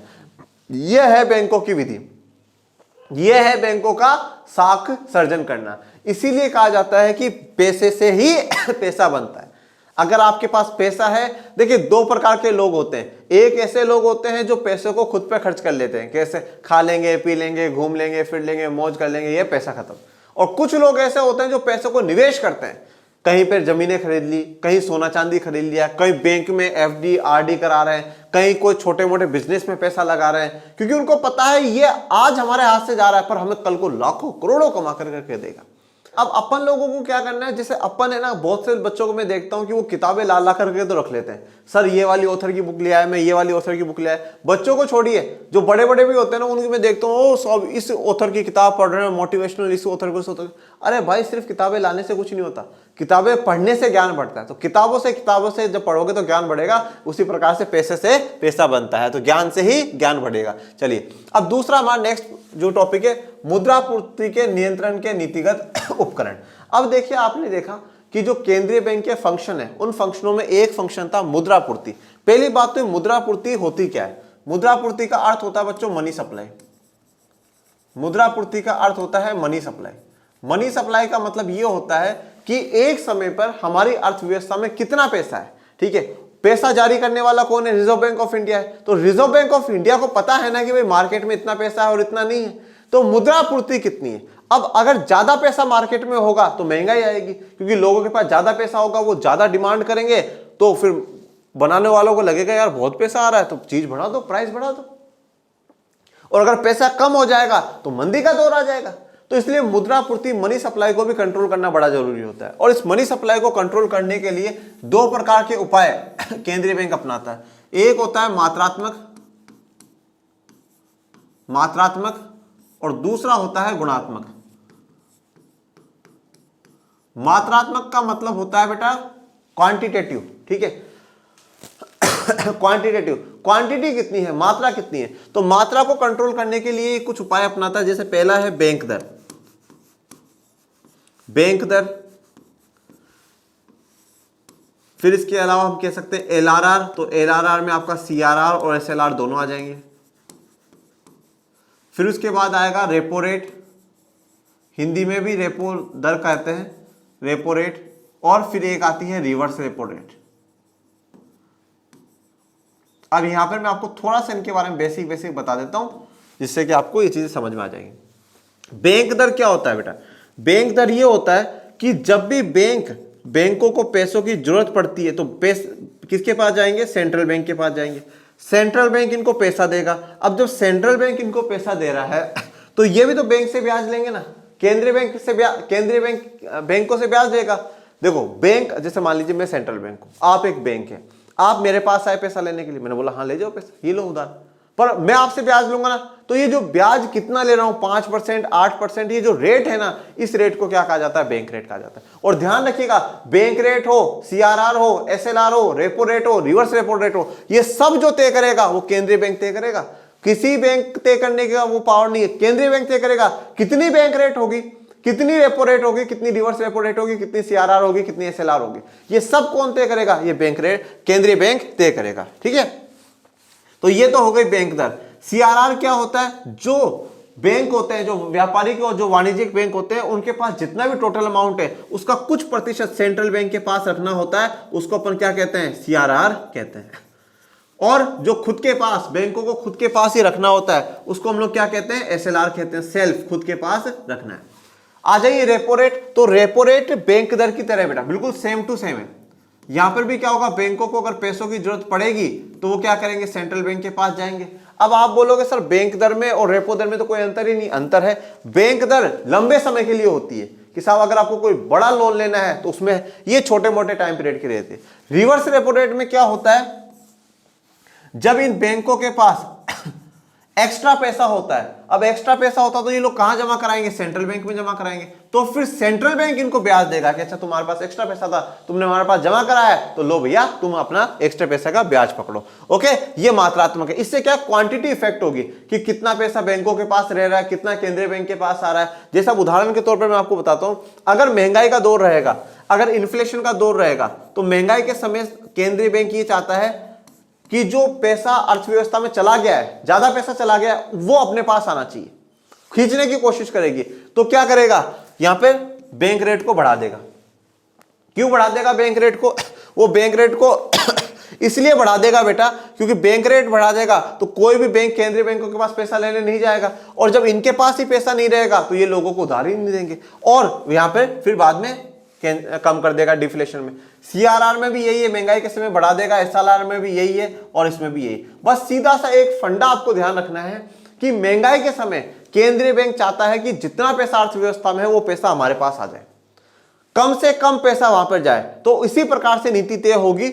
और अगर डिफ्लेशन है, मंदी का दौर है, तो केंद्रीय बैंक चाहेगा कि ज्यादा से ज्यादा पैसा अर्थव्यवस्था में जाए। तो ये तो थे मात्रात्मक। अब गुणात्मक में आ जाते हैं, कुछ क्वालिटी को इंप्रूव करने के लिए, ठीक है, जिसमें दिशा निर्देश देगा, कुछ राशनिंग करेगा, इस प्रकार के आ जाएंगे।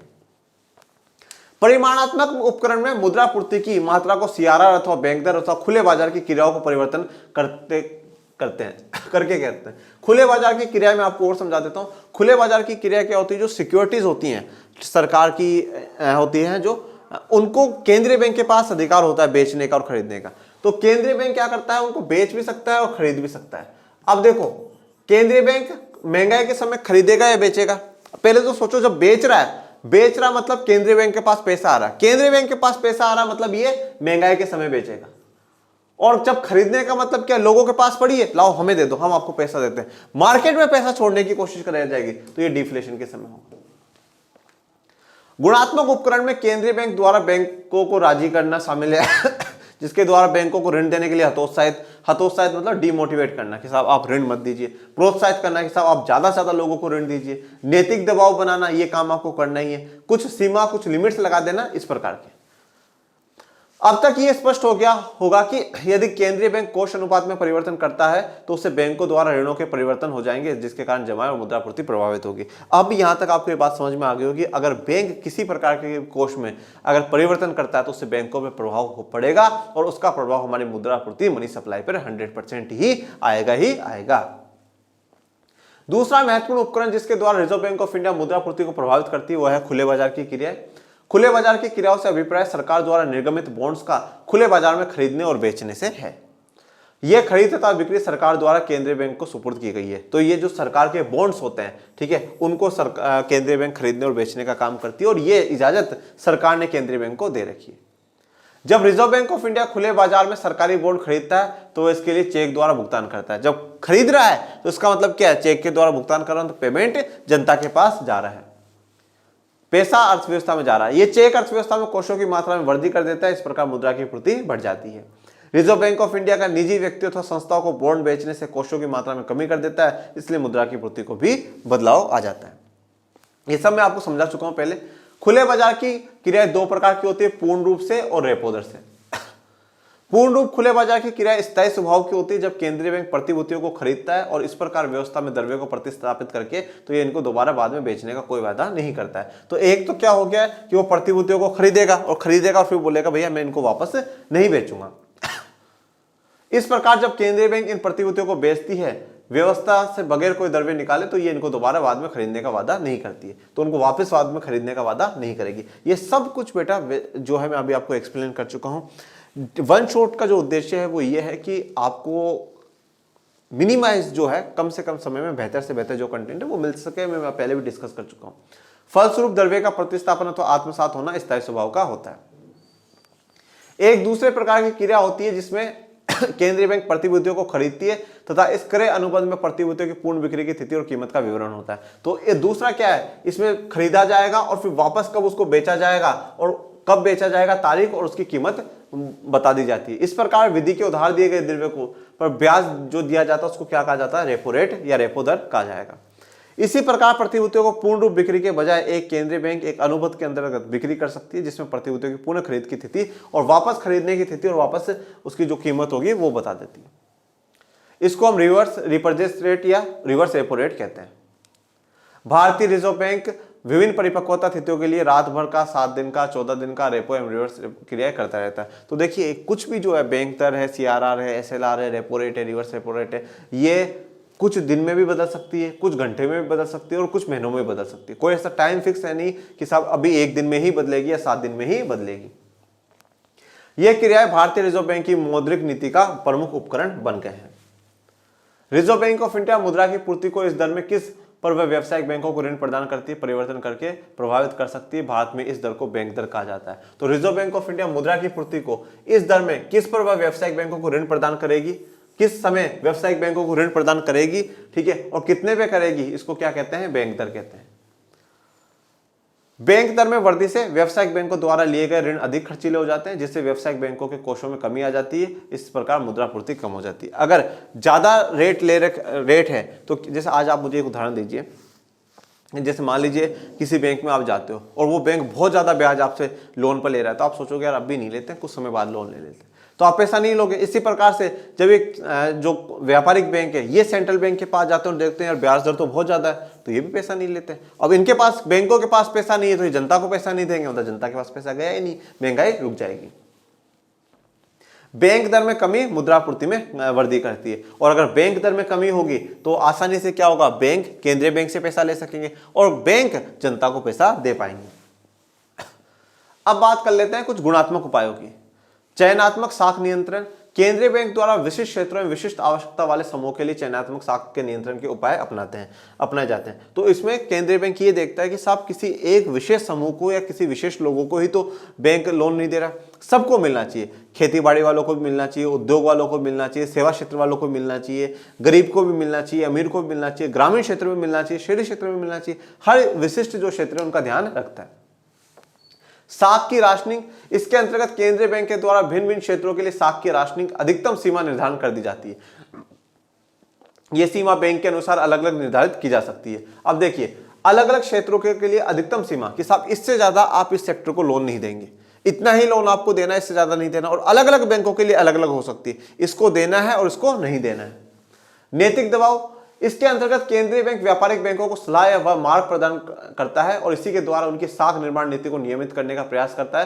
केंद्रीय बैंक अपने अधीनस्थ व्यापारिक बैंकों को सद्भाव व नैतिक अनुन्नय से भी अपनी साख नियंत्रण करने के लिए दबाव बना सकता है। अतः ये एक सहज और महत्वपूर्ण उपाय है। तो मतलब नैतिक दबाव का मतलब यह है कि केंद्रीय बैंक क्या कर रहा है, बैंकों को समझाने का काम कर रहा है कि आप ऐसा करिए, ये बात समझिए, इतना ही लोन आपको देना है, इतना नहीं देना है। तो मतलब मार्गदर्शन कर रहा है, ये समस्या ऐसी है तो इस समस्या में ऐसा नहीं करना है, इतना लोन दीजिएगा, इतना मत दीजिएगा। मतलब नैतिक दबाव, जैसे कभी कभार क्या होता है, जैसे माँ बाप नहीं समझाते कि बेटा देखो ये काम मत करना, ये गलत होता है, वो नैतिकता के रूप से आपको समझा रहे हैं। प्रचार, बाजारीकरण के इस युग में विज्ञापनों का बड़ा महत्व है। प्रत्येक देश का केंद्रीय बैंक इस हेतु अपनी अपनी पत्र पत्रिकाएं, जर्नल, बुलेटिन इत्यादि प्रकाशित करता है, जिसमें अर्थव्यवस्था से जुड़ी चुनौतियां, समसामयिक आर्थिक पहलुओं पर अपनी राय प्रस्तुत करता है और चुनौतियों से निपटने के उपाय भी सुझाता है। तो अब क्या है कि जो रिजर्व बैंक ऑफ इंडिया होता है वो समय समय पर अपने कुछ मैगजीन जारी करेगा, कुछ रिपोर्ट्स जारी करेगा, उसमें बताएगा कि अब भी हमारी अर्थव्यवस्था के लिए क्या चैलेंजेस हैं और उन चैलेंजेस से हम लोग कैसे उभर सकते हैं, किस प्रकार से हम हमारी अर्थव्यवस्था को और बेहतर बना सकते हैं, ये सारे काम। फिर बात करते हैं मुद्रा की पूर्ति के विभिन्न उपाय। आधुनिक अर्थव्यवस्था में मुद्रा के अंतर्गत मुख्य रूप से देश की मौद्रिक प्राधिकरण द्वारा जारी करेंसी, नोट और सिक्के आते हैं। तो आज के समय में करेंसी में क्या क्या आ रहा है, नोट आ रहा है और सिक्के आ रहे हैं। तो नोट भी देश के हर नागरिक को स्वीकार करने पड़ेंगे और सिक्के भी हर नागरिक को स्वीकार करने पड़ेंगे। भारत में करेंसी नोट भारतीय रिजर्व बैंक जारी करता है, जो कि भारत का मौद्रिक प्राधिकरण है। भारतीय रिजर्व बैंक जारी करेगा। नोट सारे कौन जारी करता है, भारतीय रिजर्व बैंक जारी करता है। रुपए 2 से लेकर के 2 रुपए से ऊपर का कोई भी जो नोट होगा सारे के सारे यही जारी करेंगे। 1 रुपए का नोट भारत सरकार जारी करती है, जो कि शायद अब तो बंद सा ही हो गया लगभग। किंतु सिक्के भारत सरकार द्वारा जारी किए जाते हैं। करेंसी नोट और सिक्कों के अतिरिक्त व्यावसायिक बैंकों में लोगों द्वारा जमा किए गए बचत खाते और चालू खाते को भी मुद्रा कहा जाता है, क्योंकि इन खातों के से आहरित चेकों का उपयोग सव्यवहार के लिए किया जाता है। अब व्यावसायिक बैंकों में जो पैसा जमा है, जो लोगों ने बचत कर रखी है बैंकों में, उसको भी हम लोग किस में जोड़ते हैं, करेंसी में जोड़ते हैं, मुद्रा में जोड़ रहे हैं। क्यों? क्योंकि वहां पर भी लोग चेक के द्वारा क्या कर रहे हैं, मुद्रा का ट्रांजेक्शन कर रहे हैं कि साहब मैं आपको चेक दे देता हूं, आप मुझे इतना माल दे दीजिए, और ये आप चेक ले लीजिए, इतना माल ले लीजिए। ऐसी जमा को मांग जमा कहते हैं, जो खाताधारी की मांग पर बैंक द्वारा भुगतान योग्य होता है। मांग जमा या डिमांड डिपॉजिट मतलब क्या है, जो भी पैसा आज मेरा बैंक में डिपॉजिट है वो डिमांड डिपॉजिट है। डिमांड डिपॉजिट का मतलब या मांग जमा का मतलब क्या है, मैं जब भी मांगूंगा तब बैंक को मुझे देना पड़ेगा, मुझे मेरा पैसा देना ही पड़ेगा। अन्य जमा, जैसे आवधि जमा की परिपक्वता की अवधि निश्चित होती है और इसे आवधिक जमा कहते हैं। इसका मतलब है टाइम डिपॉजिट होता है। टाइम डिपॉजिट का मतलब क्या होता है, जब वो पूरा टाइम होगा तभी आपको दिया जाएगा। जैसे मैंने आपको बताया था ना, फिक्स डिपॉजिट और RD, fix deposit, recurring deposit, ठीक है, एफडी और आरडी। करेंसी नोट और सिक्कों का मूल्य इन मदों के प्राधिकरण द्वारा जारी की गई गारंटी से व्युत्पन्न होता है। मतलब जितनी गारंटी दी जा रही, जैसे हम 10 रुपए के नोट पे देखेंगे तो गवर्नर के साइन कहता है मैं 10 रुपए देने का वचन अदा करता हूं, तो 10 रुपए का, 100 का, 200 का, इस प्रकार से उस पर कितने की गारंटी दी गई है उससे उसका मूल्य हमें पता चलेगा। प्रत्येक करेंसी नोट पर भारतीय रिजर्व बैंक के द्वारा एक वादा किया जाता है। यदि कोई भारतीय रिजर्व बैंक अथवा किसी व्यावसायिक बैंक को नोट प्रस्तुत करता है, भारतीय रिजर्व बैंक उस नोट पर अंकित मूल्य के बराबर क्रय शक्ति प्रदान करने के लिए उत्तरदायी है। सिक्कों के संबंध में भी यही बात सही है। तो भारतीय रिजर्व बैंक पे उस नोट पे जितना मूल्य लिखा गया है उतनी क्रय शक्ति, उतनी परचेजिंग पावर आपको देने की बात कही गई है। मतलब जितना उस पर लिखा है, जैसे 200 रुपए है तो 200 रुपए तक का आप कुछ भी खरीद सकते हैं। आपके पास 500 के 10 नोट है तो आप 5000 तक का आप कुछ भी खरीद सकते हैं, क्योंकि आपको जितना उस पर दिया गया उतनी आपकी परचेजिंग पावर हो जाएगी। अब वेद परिभाषा है संकुचित और व्यापक मुद्रा। मुद्रा की पूर्ति एक निश्चित समय में लोगों में संचरण करने वाला कुल मुद्रा को मुद्रा की पूर्ति कहते हैं। तो एक निश्चित समय पे, एक टाइम पीरियड में लोगों के पास टोटल कितनी मुद्रा घूम रही है उसको क्या कहेंगे, मुद्रा की पूर्ति या मनी सप्लाई कहेंगे। एक मार्क्स में पूछी जा सकती है। भारतीय रिजर्व बैंक मुद्रा की पूर्ति के वैकल्पिक मापों को 4 रूपों में प्रकाशित करता है, नामक M1, M2, M3, M4। चलिए अब अपन इसको थोड़ा सा M1, M2, M3, M4 को टेबल के द्वारा समझ लेते हैं। पहले M1 देखिए, M1 में क्या आता है, CU और DD आता है। CU मतलब जो लोगों के पास है, जो जनता के पास है वो, ठीक है। DD क्या है, डिमांड डिपॉजिट, जो बैंकों में जमा है वो। फिर उसके बाद M2 में M1 तो आएगा ही, और डाकघर का बचत बैंकों में बचत जमाएं आ जाएंगी। M3 में M1 और व्यावसायिक बैंकों की निवल आवधिक जमा, जो टाइम डिपॉजिट है वो भी आ जाएगा।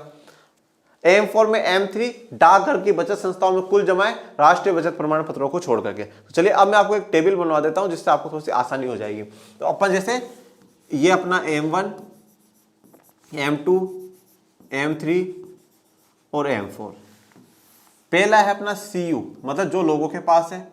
फिर दूसरे में अपन इसको बैंकों का बना लेते हैं, और फिर तीसरे में अपन इसको पोस्ट ऑफिस का बना लेते हैं, डाकघर जिसको अपन कहते हैं, ठीक है। अब इसमें बैंक में भी 2 होंगे, एक DD होगा और एक TD होगा। DD मतलब डिमांड डिपॉजिट, TD मतलब टाइम डिपॉजिट। और इसमें भी 2 होंगे, DD होगा और TD होगा, ठीक है, डिमांड डिपॉजिट और टाइम डिपॉजिट। अब देखिए उसने अगर सबसे पहले अपन देखें M1 में क्या बोला है, CU प्लस DD, ठीक है, मतलब ये वाला तो है ही, और बैंकों में जो डिमांड डिपॉजिट है वो रहेगा। फिर M2 में क्या कहता है, M2 में कहता है M1 तो आएगा डाकघर बचत बैंकों में बचत जमाएं, देखिए तो ये तो है ही, और इसमें भी क्या है, ये वाली जो बचत है वो आ जाएगी। फिर M3 में इसने क्या कहा है, M3 में निवल आवधिक जमा भी ले ली है, तो M1 तो पूरा है ही, तो M1 में तो ये था ही और ये भी आपका आ जाएगा। उसके बाद M4 में क्या कहता है, M3 प्लस डाकघर बचत संस्था है, तो M3 का मतलब है ये तो है ही, उसके बाद ये भी आपका आ जाएगा, ठीक है। तो इस प्रकार से टेबल है जिससे आपको आसानी होगी, ओके। और इसी के साथ जो अपना आज का वन शॉट है वो कंप्लीट होता है बच्चों। और ये आप लोगों के लिए कोर्सेज हैं, कक्षा 12 अर्थशास्त्र, राजनीति विज्ञान और भूगोल, जिसमें doubt solving group, hand written notes, objective test और ऐसे अनेक सुविधा आपको मिलेंगी। इन कोर्सेज को लेने के लिए आप 2 नंबरों पर कॉल करें और टीम को फोन करें। और ये कोर्सेज जो आपको मिलेंगे आपकी लर्निंग आर्ट्स की एप्लीकेशन पे मिलेंगे, जिसका लिंक मैंने डिस्क्रिप्शन में डलवा रखा है। और आज का वन शॉट आपको कैसा लगा जरूर कमेंट बॉक्स में बताइएगा। अगले कौन से चैप्टर का चाहते हैं वो भी बताइएगा। और मेरे प्यारे विद्यार्थियों, पढ़ते रहिए, आगे बढ़ते रहिए और मिलेंगे आगे के वन शॉट में। तब तक के लिए थैंक यू सो मच। जय हिंद, जय भारत।